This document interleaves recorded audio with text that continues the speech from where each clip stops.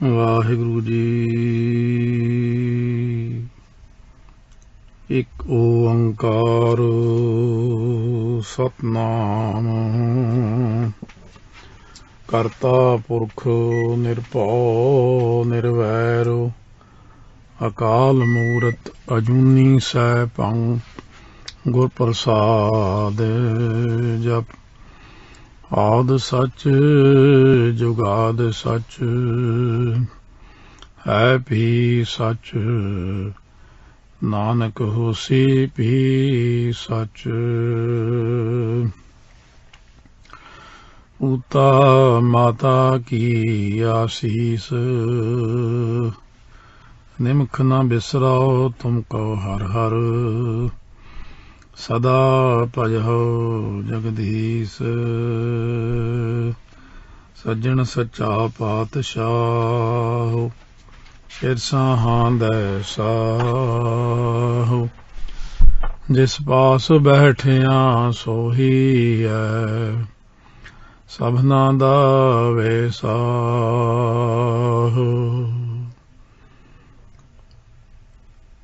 ਧੰਨ ਧੰਨ ਸਾਹਿਬ ਸ੍ਰੀ ਗੁਰੂ ਗ੍ਰੰਥ ਸਾਹਿਬ ਮਹਾਰਾਜ ਦੀ ਸਾਜੀ ਨਵਾਜੀ ਗੁਰੂ ਰੂਪ ਗੁਰੂ ਖਾਲਸਾ ਸਾਧ ਸੰਗਤ ਜੀ। ਆਓ ਸਰਬੱਤ ਸੰਗਤਾਂ ਦੂਰ ਨੇੜੇ ਅੰਮ੍ਰਿਤ ਬਾਣੀ ਰੇਡੀਓ ਦੇ ਸਰੋਤੇ ਦੇਸ਼ਾਂ ਵਿਦੇਸ਼ਾਂ ਵਿੱਚ ਸੰਸਾਰ ਭਰ ਦੇ ਵਿੱਚ ਜਿੱਥੇ ਵੀ ਆਪ ਜੀ ਬੈਠੇ ਸ਼ਰਵਣ ਕਰ ਰਹੇ ਹੋ ਮਾਤਾ ਜੀ ਦਾ ਜੀਵਨ, ਸਭ ਤੋਂ ਪਹਿਲਾਂ ਪਿਆਰ ਸਤਿਕਾਰ ਨਾਲ ਫਤਿਹ ਉਚਾਰਨ ਕਰੀਏ ਜੀ। ਵਾਹਿਗੁਰੂ ਜੀ ਕਾ ਖਾਲਸਾ ਵਾਹਿਗੁਰੂ ਜੀ ਕੀ ਫਤਿਹ। ਆਪਾਂ ਸਰਬੱਤ ਸੰਗਤਾਂ ਸਤਿਗੁਰੂ ਮਹਾਰਾਜ ਸੱਚੇ ਪਾਤਸ਼ਾਹ ਦੀ ਬਖਸ਼ਿਸ਼ ਦਾ ਸਦਕਾ ਜਿੱਥੇ ਆਪਣੇ ਸਤਿਗੁਰਾਂ ਦੇ ਪਾਵਨ ਅਵਤਾਰ ਦਿਹਾੜੇ ਮਨਾਏ ਹਨ ਸਤਿਗੁਰੂ ਨਾਨਕ ਦੇਵ ਜੀ ਮਹਾਰਾਜ ਜੀ ਦੇ, ਉੱਥੇ ਨਾਲ ਨਾਲ ਮਾਤਾ ਸਾਹਿਬ ਕੌਰ ਜੀ ਜੋ ਖਾਲਸਾ ਜੀ ਦੇ ਮਾਤਾ ਜੀ ਹਨ, ਉਹਨਾਂ ਦਾ ਜੀਵਨ ਵੀ ਸਰਵਣ ਕਰ ਰਹੇ ਹਾਂ। ਅੱਗੇ ਲੜੀ ਤੋਰਦੇ ਹੋਏ ਆਓ ਜਿਵੇਂ ਮਹਾਰਾਜ ਬਖਸ਼ਿਸ਼ ਕਰ ਰਹੇ ਨੇ। ਸੋ ਪੰਥ ਖਾਲਸਾ ਦੀ ਜਿਵੇਂ ਸਾਜਣਾ ਕੀਤੀ ਹੈ, ਸਤਿਗੁਰੂ ਜੀ ਨੇ ਫਰਮਾਇਆ ਹੈ ਜਿਵੇਂ ਖਾਲਸਾ ਅਕਾਲ ਪੁਰਖ ਕੀ ਫੌਜ ਪ੍ਰਗਟਿਓ ਖਾਲਸਾ ਪਰਮਾਤਮ ਕੀ ਮੌਜ। ਸਤਿਕਾਰਯੋਗ ਮਾਤਾ ਸਾਹਿਬ ਕੌਰ ਜੀ ਦੇ ਧਰਮ ਪੁੱਤਰ ਪੰਥ ਖਾਲਸੇ ਦੀ ਸਾਜਨਾ ਸਤਿਗੁਰੂ ਗੁਰੂ ਗੋਬਿੰਦ ਸਿੰਘ ਸਾਹਿਬ ਮਹਾਰਾਜ ਨੇ ਉਹਨਾਂ ਦਾ ਡੋਲਾ ਸ੍ਰੀ ਅਨੰਦਪੁਰ ਸਾਹਿਬ ਆਉਣ ਤੋਂ 1 ਸਾਲ ਪਹਿਲਾਂ ਕੀਤੀ ਹੈ। ਸੋ ਇਸ ਗੱਲ ਨੂੰ ਅੱਛੀ ਤਰ੍ਹਾਂ ਸਾਰੀ ਸੰਗਤ ਨੇ ਸਮਝ ਲੈਣਾ ਕਿ ਮਾਤਾ ਜੀ ਦਾ ਡੋਲਾ ਸ੍ਰੀ ਅਨੰਦਪੁਰ ਸਾਹਿਬ ਆਉਣ ਤੋਂ 1 ਸਾਲ ਪਹਿਲਾਂ ਅੰਮ੍ਰਿਤ ਸੰਚਾਰ ਹੋ ਚੁੱਕਿਆ ਸੀ ਪ੍ਰਾਰੰਭ। ਸੋ ਇਸ ਕਰਕੇ ਬਹੁਤ ਸਾਰਿਆਂ ਨੂੰ ਭੁਲੇਖਾ ਰਹਿੰਦਾ ਕਈ ਚੀਜ਼ਾਂ ਦਾ। ਸੋ ਉਹਨਾਂ ਨੇ ਪੰਥ ਖਾਲਸਾ ਦੀ ਸਾਜਨਾ ਨੂੰ ਆਪਣੇ ਫਰਜ਼ ਦੀ ਪੂਰਤੀ ਦੱਸਿਆ ਜੋ ਅਕਾਲ ਪੁਰਖ ਨੇ ਉਹਨਾਂ ਦੇ ਜ਼ਿੰਮੇ ਲਾਇਆ ਸੀ। ਬਚਿੱਤਰ ਨਾਟਕ ਵਿੱਚ ਉਹਨਾਂ ਨੇ ਅਕਾਲ ਪੁਰਖ ਦੇ ਹੁਕਮ ਦਾ ਵਰਣਨ ਵੀ ਕੀਤਾ। ਮੈਂ ਆਪਣਾ ਸੁਤ ਤੋਹੇ ਨਿਵਾਜਾ ਪੰਥ ਪ੍ਰਚੁਰ ਕਰਬੇ ਕਹੁ ਸਾਜਾ। ਇਸ ਮਹਾਨ ਕਾਰਜ ਨੂੰ ਸਿਰੇ ਚੜਾਉਣ ਲਈ ਸਤਿਗੁਰੂ ਜੀ ਨੇ ਪਹਿਲੀ ਵਿਸਾਖ 1699 ਈਸਵੀ ਸੰਮਤ 1756 ਨੂੰ ਸ੍ਰੀ ਅਨੰਦਪੁਰ ਸਾਹਿਬ ਵਿੱਚ ਬਹੁਤ ਭਾਰੀ ਇਕੱਠ ਕੀਤਾ। ਮਸੰਦਾਂ ਤੇ ਟਹਿਲੂਏ ਜਿਹੜੇ ਹੁੰਦੇ ਸੇਵਾਦਾਰਾਂ ਦੇ ਰਾਹੀਂ ਦੇਸ਼ ਭਰ ਦੀਆਂ ਸਿੱਖ ਸੰਗਤਾਂ ਨੂੰ ਅਨੰਦਪੁਰ ਸਾਹਿਬ ਪਹੁੰਚਣ ਦੇ ਸੰਦੇਸ਼ ਭੇਜੇ। ਸੋ ਪੁਰਾਤਨ ਲਿਖਤਾਂ ਅਨੁਸਾਰ ਉਸ ਦਿਨ 80,000 ਸਿੱਖ ਸ੍ਰੀ ਅਨੰਦਪੁਰ ਸਾਹਿਬ ਦੇ ਵਿੱਚ ਇਕੱਤਰ ਹੋਏ ਸਨ। ਕਿਉਂਕਿ ਬੜਾ ਪੁਰਾਣਾ ਸਮਾਂ ਬੀਤ ਚੁੱਕਿਆ ਹੈ, ਇਤਿਹਾਸਕਾਰਾਂ ਨੇ ਆਪੋ ਆਪਣੀਆਂ ਰਾਇਆਂ ਦਿੱਤੀਆਂ ਨੇ। ਸੋ ਜਿੱਥੇ ਇਤਿਹਾਸਕਾਰ ਆਪਣੀਆਂ ਰਾਇਆਂ ਦਿੰਦੇ ਨੇ ਉੱਥੇ ਨਾਲ ਨਾਲ ਮਹਾਂਪੁਰਖਾਂ ਦੇ ਜੇ ਵਿਚਾਰ ਲਈਏ ਤਾਂ ਉਹ ਇਸ ਤੋਂ ਜ਼ਿਆਦਾ ਗਿਣਤੀ ਦੱਸਦੇ ਨੇ। ਉਹ ਵਿਚਾਰ ਗਿਣਤੀ ਕਿਤੇ ਜ਼ਿਆਦਾ ਵੀ ਦੱਸੀ ਹੈ। ਸੰਗਤ ਬਹੁਤ ਇਕੱਠ ਰਸਤੇ ਭਰੇ ਹੋਏ, ਮਹਾਰਾਜ ਦੇ ਸੁਨੇਹੇ ਮਿਲ ਚੁੱਕੇ ਨੇ, ਬੜੇ ਉਤਸ਼ਾਹ ਨਾਲ ਸੰਗਤਾਂ ਆ ਰਹੀਆਂ ਨੇ। ਸੋ ਉਸ ਇਕੱਠ ਵਿੱਚ ਗੁਰੂ ਨਾਨਕ ਦੀ ਸਿੱਖੀ ਨੂੰ ਨਵਾਂ ਰੂਪ ਦੇਣ ਤੋਂ ਪਹਿਲਾਂ ਆਪ ਨੇ ਸਿੱਖਾਂ ਦੀ ਸ਼ਰਧਾ, ਸਿਦਕ, ਤਿਆਗ ਤੇ ਕੁਰਬਾਨੀ ਦੀ ਪਰਖ ਕਰਨੀ ਯੋਗ ਸਮਝੀ। ਇਹ ਸ਼ੁਰੂ ਤੋਂ ਹੀ ਰੀਤੀ ਆਈ। ਬਾਬਾ ਲਹਿਣਾ ਜੀ ਦੀ ਪਰਖ ਹੋਈ, ਸਤਿਗੁਰੂ ਅਮਰਦਾਸ ਮਹਾਰਾਜ ਦੀ ਪਰਖ ਹੋਈ, ਗੁਰੂ ਰਾਮਦਾਸ ਸਾਹਿਬ ਮਹਾਰਾਜ ਦੀ ਪਰਖ ਹੋਈ। ਪਰਖਾਂ ਤਾਂ ਚੱਲਦੀਆਂ ਆਈਆਂ ਸ਼ੁਰੂ ਤੋਂ ਲੈ ਕੇ, ਸਾਰਿਆਂ ਸਰੂਪਾਂ ਦੀ ਪਰਖ ਹੋਈ। ਪਰਖ ਕਿਉਂ ਕੀਤੀ ਜਾਂਦੀ? ਕਿਉਂਕਿ ਕਈ ਜਾਣੇ ਦਾਅਵੇਦਾਰ ਹੁੰਦੇ, ਮੈਨੂੰ ਬਣਾਓ, ਮੈਂ ਯੋਗ ਐ। ਪਰਖ ਦੇ ਵਿੱਚ ਫਿਰ ਜਿਹੜਾ ਪੂਰਾ ਉਤਰਦਾ, ਦੂਜੇ ਕਹਿੰਦੇ ਹਾਂ ਬਈ ਮੈਂ ਵੀ ਇੰਨਾ ਯੋਗ ਨਹੀਂ ਸੀ, ਠੀਕ ਹੈ, ਇਹਨਾਂ ਨੂੰ ਹੀ ਗੁਰਤਾ ਗੱਦੀ ਮਿਲਣੀ ਚਾਹੀਦੀ। ਇਸ ਕਰਕੇ ਪਰਖਾਂ ਹੁੰਦੀਆਂ ਨੇ। ਹੁਣ ਵੀ ਪਰਖ ਲੈਣੀ ਖਾਲਸੇ ਦੀ ਸਤਿਗੁਰੂ ਮਹਾਰਾਜ ਨੇ ਬਖਸ਼ਿਸ਼ ਕਰਨੀ ਹੈ। ਸੋ ਕੀਰਤਨ ਸਤਸੰਗ ਤੋਂ ਬਾਅਦ ਭਰੇ ਦੀਵਾਨ ਵਿੱਚ ਸਤਿਗੁਰੂ ਜੀ ਅਚਨਚੇਤ ਉੱਠੇ। ਫਿਰ ਮਿਆਨ ਵਿੱਚੋਂ ਤਲਵਾਰ ਧੂ ਕੇ ਬਹੁਤ ਵੀਰ ਰਸ ਦੇ ਨਾਲ ਸਾਰੇ ਬੈਠੇ ਹੋਏ ਸਿੱਖਾਂ ਨੂੰ ਵੰਗਾਰ ਕੇ ਬਚਨ ਕੀਤੇ, ਮੈਨੂੰ ਇੱਕ ਸਿਰ ਚਾਹੀਦਾ ਹੈ। ਕੋਈ ਸ਼ਰਧਾਲੂ ਸਿੱਖ ਜੋ ਸੀਸ ਭੇਟ ਕਰ ਸਕੇ? ਮਹਾਰਾਜ ਸੱਚੇ ਪਾਤਸ਼ਾਹ ਦੀ ਗਰਜਵੀਂ ਆਵਾਜ਼ ਵਿੱਚ ਇਹ ਬਚਨ ਸੁਣ ਕੇ ਸੰਗਤ ਵਿੱਚ ਬਹੁਤ ਸੰਨਾਟਾ ਜਿਵੇਂ ਛਾ ਗਿਆ। ਚੁੱਪ ਹੋ ਗਏ ਸਾਰੇ। ਪਹਿਲੀ ਵਾਰ ਸੁਣਿਆ ਹੈ ਕਿ ਗੁਰਾਂ ਨੂੰ ਇੱਕ ਸੀਸ ਚਾਹੀਦਾ। ਅਜੀਬ ਗੱਲ ਹੈ, ਸੀਸ ਚਾਹੀਦਾ। ਕੁਸਰ ਮੁਸਰ ਹੋਣ ਲੱਗ ਪਈ। ਹੁਣ ਕਈਆਂ ਦੇ ਦਿਲ ਧੜਕ ਰਹੇ ਸੀ ਇਸ ਗੱਲ ਨੂੰ ਦੇਖ ਕਰਕੇ ਵੀ ਸੀਸ ਚਾਹੀਦਾ। ਸਤਿਗੁਰੂ ਜੀ ਦੇ ਮਾਤਾ ਉਸ ਵਕਤ ਗੁਜਰੀ ਜੀ, ਦੋਵੇਂ ਮਹਿਲ ਮਾਤਾ ਜੀਤੋ ਜੀ ਅਤੇ ਮਾਤਾ ਸੁੰਦਰੀ ਜੀ ਬੈਠੇ ਹੈਰਾਨੀ ਨਾਲ ਇਹ ਕੌਤਕ ਦੇਖ ਰਹੇ ਸੀ, ਕਿਉਂਕਿ ਹਲੇ ਅੰਮ੍ਰਿਤ ਨਹੀਂ ਛਕਿਆ ਕਰਕੇ ਪਹਿਲੇ ਨਾਮ ਸੀਗੇ, ਤਾਂ ਇਸ ਤਰ੍ਹਾਂ ਹੁੰਦਾ। 3 ਵਾਰੀ ਸੀਸ ਮੰਗਣ ਤੇ ਲਾਹੌਰ ਦੇ ਖੱਤਰੀ ਭਾਈ ਦਇਆ ਰਾਮ ਨੇ ਉੱਠ ਕੇ ਸੀਸ ਆਪਣਾ ਅਰਪਣ ਕੀਤਾ। ਮਹਾਰਾਜ ਦਾਸ ਦਾ ਸੀਸ ਹਾਜ਼ਰ ਹੈ। ਮਹਾਰਾਜ ਸੱਚੇ ਪਾਤਸ਼ਾਹ ਨੇ ਕਹਿੰਦੇ ਨੇ ਬਾਹੋਂ ਫੜ ਕੇ ਸਤਿਗੁਰੂ ਜੀ ਤੰਬੂ ਦੇ ਵਿੱਚ ਲੈ ਗਏ। ਫਿਰ ਲਹੂ ਨਾਲ ਲਿਬੜੀ ਜੋ ਸ੍ਰੀ ਸਾਹਿਬ ਹੱਥ ਵਿੱਚ ਫੜੀ ਦੀਵਾਨ ਵਿੱਚ ਆਏ ਤੇ ਹੋਰ ਸੀਸ ਮੰਗਿਆ। ਅਬੁਲ ਤਰਾਨੀ ਨੇ ਤਾਂ ਲਿਖਿਆ ਸਾਹਮਣੇ ਹੀ ਸੀਸ ਉਤਾਰ ਦਿੱਤੇ ਸਾਰੀ ਸੰਗਤ ਦੇ। ਪਰ ਰੋਹ ਵਿਚਾਰ ਵਾਲੀ ਗੱਲ ਹੁੰਦੀ, ਜਿਨ੍ਹਾਂ ਨੇ ਦੇਖਿਆ ਉਹਨਾਂ ਨੂੰ ਪਤਾ, ਜਾਂ ਅੰਤਰਜਾਮੀ ਮਹਾਂਪੁਰਖਾਂ ਨੂੰ ਪਤਾ। ਤੇ ਇਸ ਤਰੀਕੇ ਦੇ ਨਾਲ ਜਦੋਂ ਹੋਰ ਸੀਸ ਮੰਗਿਆ ਤਾਂ ਭਾਈ ਧਰਮਦਾਸ ਜੀ ਨੇ ਸੀਸ ਭੇਟ ਕੀਤਾ। ਇਸੇ ਤਰ੍ਹਾਂ ਸੀਸਾਂ ਦੀ ਮੰਗ ਕਰਨ ਤੇ ਭਾਈ ਮੋਹਕਮ ਚੰਦ, ਭਾਈ ਹਿੰਮਤ ਰਾਏ ਤੇ ਭਾਈ ਸਾਹਿਬ ਚੰਦ ਜੀ ਨੇ ਵਾਰੀ-ਵਾਰੀ ਸੀਸ ਭੇਟ ਕੀਤੇ। ਸਤਿਗੁਰੂ ਜੀ ਨੇ ਉਹਨਾਂ ਨੂੰ ਵੀ ਤੰਬੂ ਵਿੱਚ ਲੈ ਗਏ। ਮਹਾਰਾਜ ਨੇ ਕੁਝ ਸਮੇਂ ਬਾਅਦ ਗੁਰੂ ਸਾਹਿਬ 5 ਸਿੱਖਾਂ ਨੂੰ ਦਸਤਾਰਾਂ ਸਜਾ ਕੇ, ਕੇਸਰੀ ਵਸਤਰ ਪਵਾ ਕੇ, ਤੇੜ ਕਛਹਿਰੇ ਤੇ ਗਲ ਵਿੱਚ ਸੁੰਦਰ ਕਿਰਪਾਨਾਂ ਸਜਾ ਕੇ ਬਾਹਰ ਸੰਗਤ ਵਿੱਚ ਲੈ ਆਏ। ਅਬੁਲ ਤਰਾਨੀ ਲਿਖਦਾ ਵੀ ਮਹਾਰਾਜ ਨੇ ਉੱਥੇ ਸਰੀਰ ਪਏ ਸੀਗੇ, ਅੰਮ੍ਰਿਤ ਤਿਆਰ ਕੀਤਾ। ਤਿਆਰ ਕਰਕੇ ਸਾਰਿਆਂ ਦੇ ਉੱਤੇ ਜਿਹੜੇ ਸੀਸ ਅਲੱਗ-ਅਲੱਗ ਸੀ ਚੁੱਕ ਕੇ ਸੀਸ ਧੜ ਦੇ ਨਾਲ ਲਾ ਕੇ ਉੱਤੇ ਛਿੱਟਾ ਮਾਰ ਦਿੱਤਾ। ਅੰਮ੍ਰਿਤ ਦੀ ਸ਼ਕਤੀ ਦਿਖਾਈ। ਸਾਰੇ ਜਿਹੜੇ ਸੀ ਸੁਰਜੀਤ ਹੋ ਗਏ, ਬੈਠੇ ਹੋ ਗਏ, ਜਿਉਂਦੇ ਹੋ ਗਏ। ਫਿਰ ਵਸਤਰ ਵੀ ਬਦਲੇ, ਉਹਨਾਂ ਦੇ ਸੁੰਦਰ ਵਸਤਰ ਪਹਿਨਾਏ। ਇਹ ਕਈ ਪ੍ਰਕਾਰ ਦੀਆਂ ਵਿਚਾਰਾਂ ਚੱਲਦੀਆਂ ਨੇ। ਸਤਿਗੁਰੂ ਜੀ ਨੇ ਸੰਗਤ ਨੂੰ ਕਿਹਾ ਕਿ ਇਹ 5 ਪਿਆਰੇ ਹਨ ਭਾਈ, ਜਿਨ੍ਹਾਂ ਦੀ ਕੁਰਬਾਨੀ ਤੇ ਤਿਆਗ ਦੇ ਆਧਾਰ ਉੱਤੇ ਪੰਚਾਇਤੀ ਰਾਜ ਦੀ ਨੀਂਹ ਰੱਖੀ ਗਈ ਹੈ ਅਤੇ ਅੱਗੇ ਨੂੰ 5 ਦਾ ਫੈਸਲਾ ਹੀ ਪਰਮੇਸ਼ਰੀ ਫੈਸਲਾ ਹੋਵੇਗਾ। ਕਿਉਂਕਿ ਜਿਹੜੇ ਤਾਂ ਹੈਗੇ ਸਿੱਖ ਪਰਪੱਕਤਾ ਵਾਲੇ, ਉਹ ਤਾਂ ਨਿਸ਼ਚਾ ਕਰ ਜਾਂਦੇ ਸਾਰੀਆਂ ਚੀਜ਼ਾਂ ਤੇ। ਹੁਣ ਜਿਹੜੇ ਅੱਜ ਕੱਲ ਦੇ ਨੇ ਕਈ ਤਰ੍ਹਾਂ ਦੇ ਬੰਦੇ, ਉਹਨਾਂ ਦੇ ਮਨ ਡੋਲਦੇ, ਪਤਾ ਨਹੀਂ ਇਸ ਤਰ੍ਹਾਂ ਹੋਇਆ ਕਿ ਨਹੀਂ ਹੋਇਆ। ਜਦੋਂ ਆਪਾਂ ਸਤਿਗੁਰੂ ਨੂੰ ਸਰਬ ਕਲਾ ਸਮਰੱਥ ਮੰਨਦੇ ਹਾਂ, ਉਹ ਜੋ ਮਰਜ਼ੀ ਕਰ ਸਕਦੇ ਨੇ। ਇਸ ਕਰਕੇ ਪਰਖ ਹੋਣੀ ਬਹੁਤ ਜ਼ਰੂਰੀ ਸੀ। ਇਹ ਵੀ ਇਤਿਹਾਸ ਵਿੱਚ ਆਇਆ, ਜਦੋਂ 5 ਸਿੰਘ ਸੁਰਜੀਤ ਕਰਕੇ ਅੰਮ੍ਰਿਤ ਛਕਾਤਾ। ਜਦੋਂ ਮਹਾਰਾਜ ਸੱਚੇ ਪਾਤਸ਼ਾਹ ਨੇ ਸੁਰਜੀਤ ਕੀਤੇ, ਸਿੰਘ ਖੜੇ ਹੋ ਗਏ। 5 ਜਾਣਿਆਂ ਨੂੰ ਬੜਾ ਪਛਤਾਵਾ ਹੋਰ ਵੀ ਹੋਇਆ ਵੀ ਉਹ ਤਾਂ ਬੜੀ ਵੱਡੀ ਗਲਤੀ ਹੋ ਗਈ, ਸਾਨੂੰ ਵੀ ਸੀਸ ਦੇਣਾ ਚਾਹੀਦਾ ਸੀ। ਸੋ ਇਸ ਤਰ੍ਹਾਂ ਫਿਰ 5 ਜਾਣੇ ਹੋਰ ਉੱਠ ਆਏ। ਸੋ ਭਾਈ ਦੇਵਾ ਸਿੰਘ, ਭਾਈ ਟਹਿਲ ਸਿੰਘ, ਰਾਮ ਸਿੰਘ ਆਦਿਕ ਸਿੰਘਾਂ ਦੇ ਨਾਮ ਮਹਾਰਾਜ ਨੇ ਕਿਹਾ ਹੁਣ ਤਾਂ ਅਸੀਂ ਭਾਈ ਉਹ ਸਾਰਾ ਕੌਤਕ ਵਰਤ ਚੁੱਕਿਆ। ਹਾਂ, ਤੁਹਾਡੇ 5 ਦੇ ਸੀਸ ਪ੍ਰਵਾਨ ਨੇ। ਅੱਜ ਤੋਂ ਤੁਸੀਂ ਸਾਡੇ 5 ਮੁਕਤੇ ਹੋਏ। ਇਹ ਜਿਹੜਾ ਨਗਰ ਕੀਰਤਨ ਦੇ ਚ ਅੱਗੇ ਨਿਸ਼ਾਨ ਸਾਹਿਬਾਂ ਵਾਲੇ 5 ਜਾਣੇ ਚੱਲਦੇ ਨੇ, ਇਹ 5 ਮੁਕਤਿਆਂ ਦੀ ਨਿਸ਼ਾਨੀ ਉਹਨਾਂ ਦੀ। ਤੇ 5 ਸ੍ਰੀ ਸਾਹਿਬਾਂ ਵਾਲੇ ਪਿੱਛੇ ਚੱਲਦੇ ਨੇ, 5 ਪਿਆਰੇ।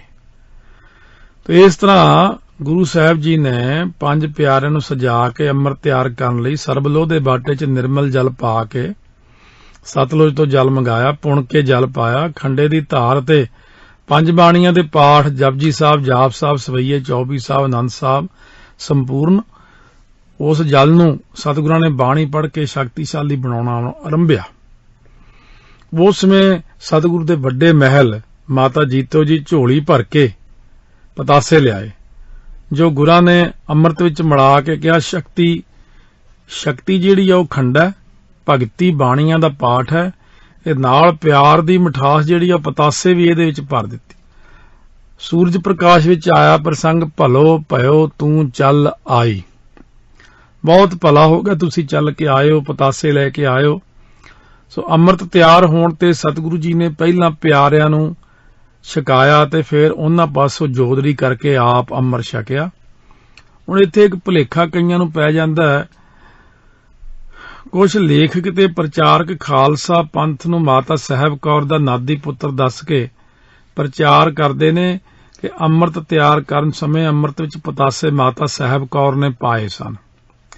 ਇਤਿਹਾਸਕ ਤੱਥ ਤੋਂ ਇਹ ਗੱਲ ਗਲਤ ਹੈ, ਭੁਲੇਖਾ ਹੈ ਸਾਰਿਆਂ ਨੂੰ।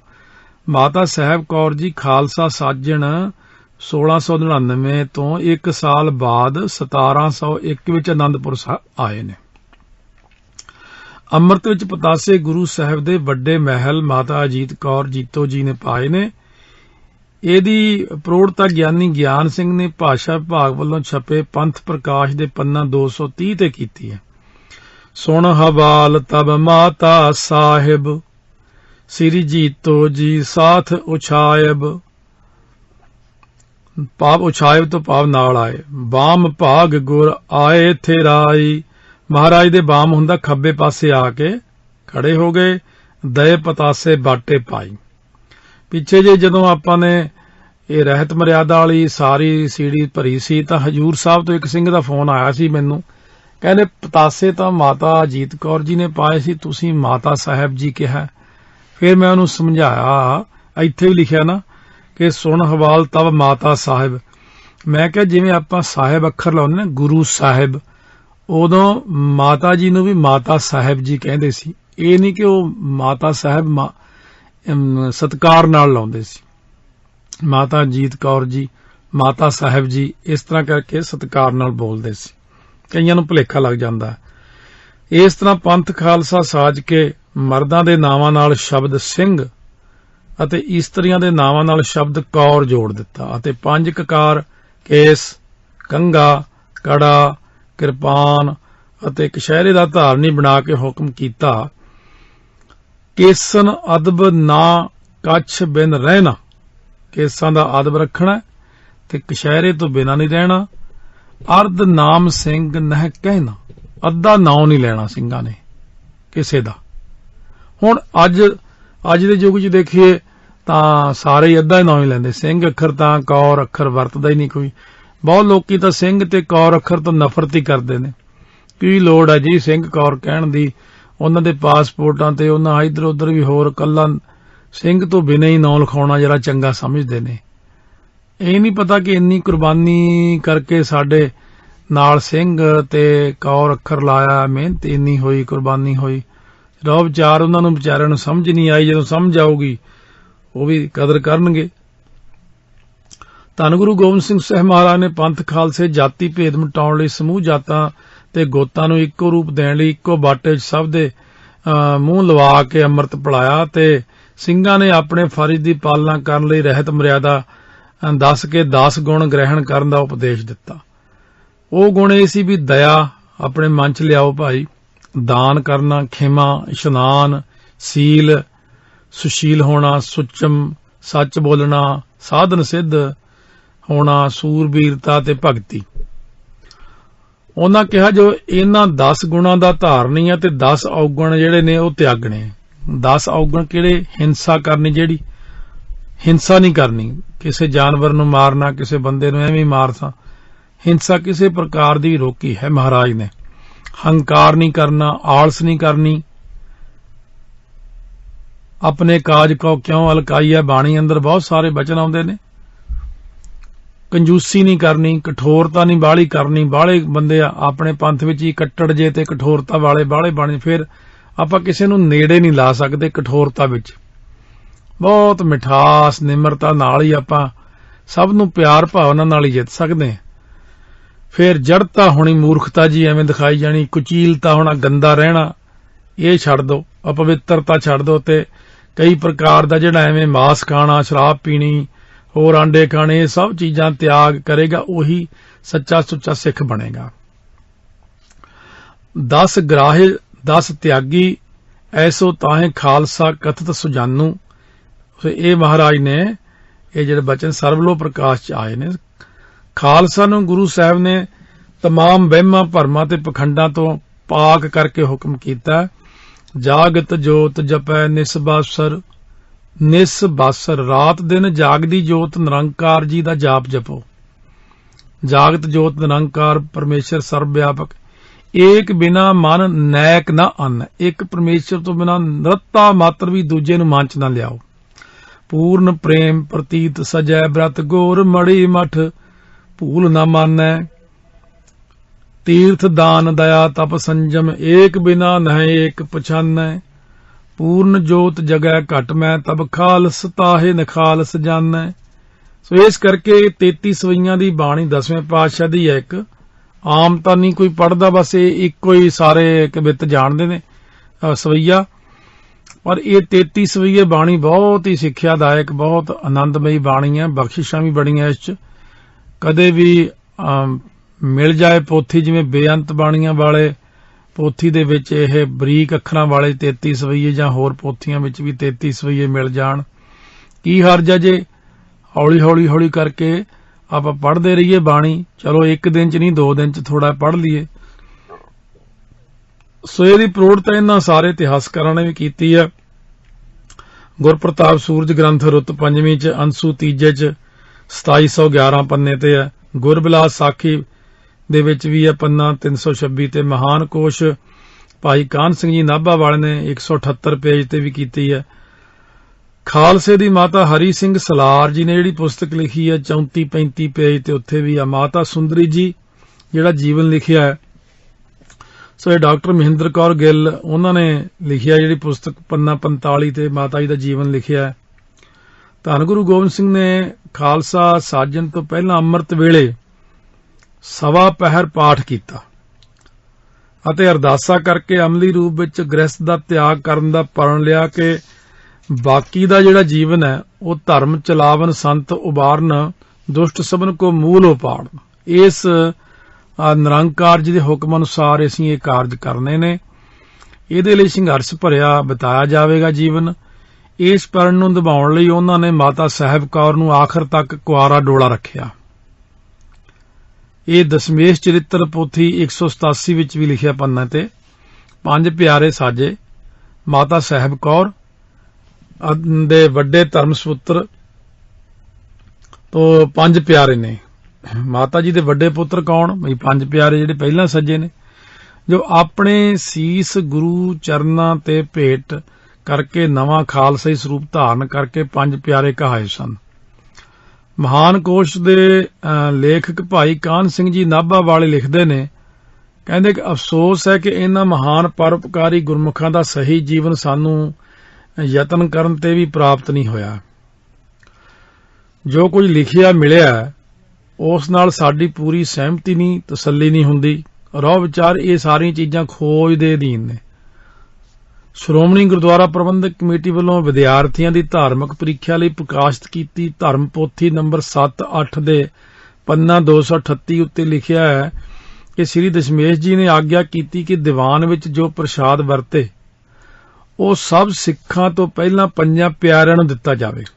ਇਸੇ ਆਗਿਆ ਨੂੰ ਮੁੱਖ ਰੱਖ ਕੇ ਪੰਥ ਨੇ ਮਰਿਆਦਾ ਬੰਨ੍ਹੀ ਹੈ ਕਿ ਗੁਰੂ ਸਾਹਿਬ ਅਤੇ ਗੁਰੂ ਗ੍ਰੰਥ ਸਾਹਿਬ ਦੇ ਮਗਰੋਂ ਅਰਦਾਸ ਵਿੱਚ ਉਹਨਾਂ ਨੂੰ ਯਾਦ ਕੀਤਾ ਜਾਂਦਾ ਹੈ। ਸੋ ਇਸ ਧਰਮ ਪੋਥੀ ਵਿੱਚ 5 ਪਿਆਰਿਆਂ ਦਾ ਸੰਖੇਪ ਹਾਲ ਵੀ ਦਿੱਤਾ ਹੋਇਆ ਕਿ ਪਹਿਲੇ ਪਿਆਰੇ ਭਾਈ ਦਇਆ ਸਿੰਘ ਜੀ ਦਾ ਜਨਮ ਲਾਹੌਰ ਨਿਵਾਸੀ ਸ੍ਰੀ ਸੁੱਧੇ ਖੱਤਰੀ ਦੇ ਘਰ ਮਾਤਾ ਦਿਆਲੀ ਦੀ ਕੁੱਖੋਂ ਸੰਮਤ 1726 ਵਿੱਚ ਹੋਇਆ। ਜਦ 1756 ਦੀ ਵਿਸਾਖੀ ਵਾਲੇ ਦਿਨ ਸਤਿਗੁਰੂ ਜੀ ਨੇ ਸਿੱਖ ਦੇ ਸੀਸ ਦੀ ਮੰਗ ਕੀਤੀ ਤਾਂ ਸਭ ਤੋਂ ਪਹਿਲਾਂ ਇਹ ਨਿਤਰੇ ਸਨ। ਫਿਰ ਗੁਰੂ ਜੀ ਪਾਸੋਂ ਅੰਮ੍ਰਿਤ ਛਕ ਕੇ ਭਾਈ ਦਇਆ ਸਿੰਘ ਬਣੇ ਤੇ ਪੰਜਾਂ ਪਿਆਰਿਆਂ ਦੇ ਜਥੇਦਾਰ ਥਾਪੇ ਗਏ। ਅੰਮ੍ਰਿਤ ਛਕ ਕੇ ਇਹ ਹਰ ਸਮੇਂ ਸ੍ਰੀ ਦਸ਼ਮੇਸ਼ ਪਿਤਾ ਜੀ ਦੀ ਹਜ਼ੂਰੀ ਵਿੱਚ ਰਹੇ ਅਤੇ ਧਰਮ ਯੁੱਧਾਂ ਦੇ ਵਿੱਚ ਵੀ ਜਾ ਕੇ ਜੂਝਦੇ ਰਹੇ। ਧੰਨ ਭਾਈ ਦਇਆ ਸਿੰਘ ਜੀ। ਜਦੋਂ ਸ੍ਰੀ ਦਸ਼ਮੇਸ਼ ਜੀ ਚਮਕੌਰ ਸਾਹਿਬ ਜਾਣ ਲੱਗੇ ਤਾਂ ਪੰਜਾਂ ਪਿਆਰਿਆਂ ਨੇ ਇਹਨਾਂ ਦੀ ਡਿਊਟੀ ਵੀ ਗੁਰੂ ਸਾਹਿਬ ਜੀ ਦੇ ਨਾਲ ਜਾਣ ਦੀ ਲਾਈ। ਜਫਰਨਾਮਾ ਨਾਂ ਦੀ ਜਿਹੜੀ ਮਹਾਰਾਜ ਦੀ ਪੱਤਰਕਾ ਹੈ, ਗੁਰੂ ਜੀ ਨੇ ਔਰੰਗਜ਼ੇਬ ਨੂੰ ਦੱਖਣ ਵਿੱਚ ਭੇਜੀ ਸੀ, ਉਹ ਭਾਈ ਦਇਆ ਸਿੰਘ ਜੀ ਲੈ ਕੇ ਗਏ ਸਨ।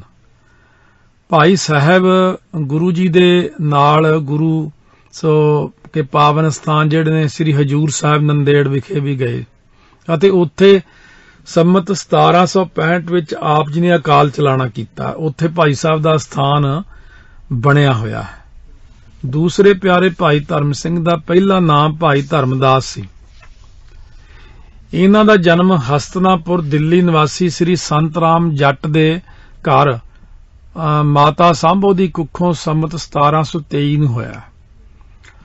ਜਦੋਂ 1756 ਦੀ ਵਿਸਾਖੀ ਵਾਲੇ ਦਿਨ ਸ੍ਰੀ ਕਲਗੀਧਰ ਨੇ ਦੂਜੇ ਸੀਸ ਦੀ ਮੰਗ ਕੀਤੀ ਤਾਂ ਇਹਨਾਂ ਨੇ ਸੀਸ ਭੇਟਾ ਕੀਤਾ।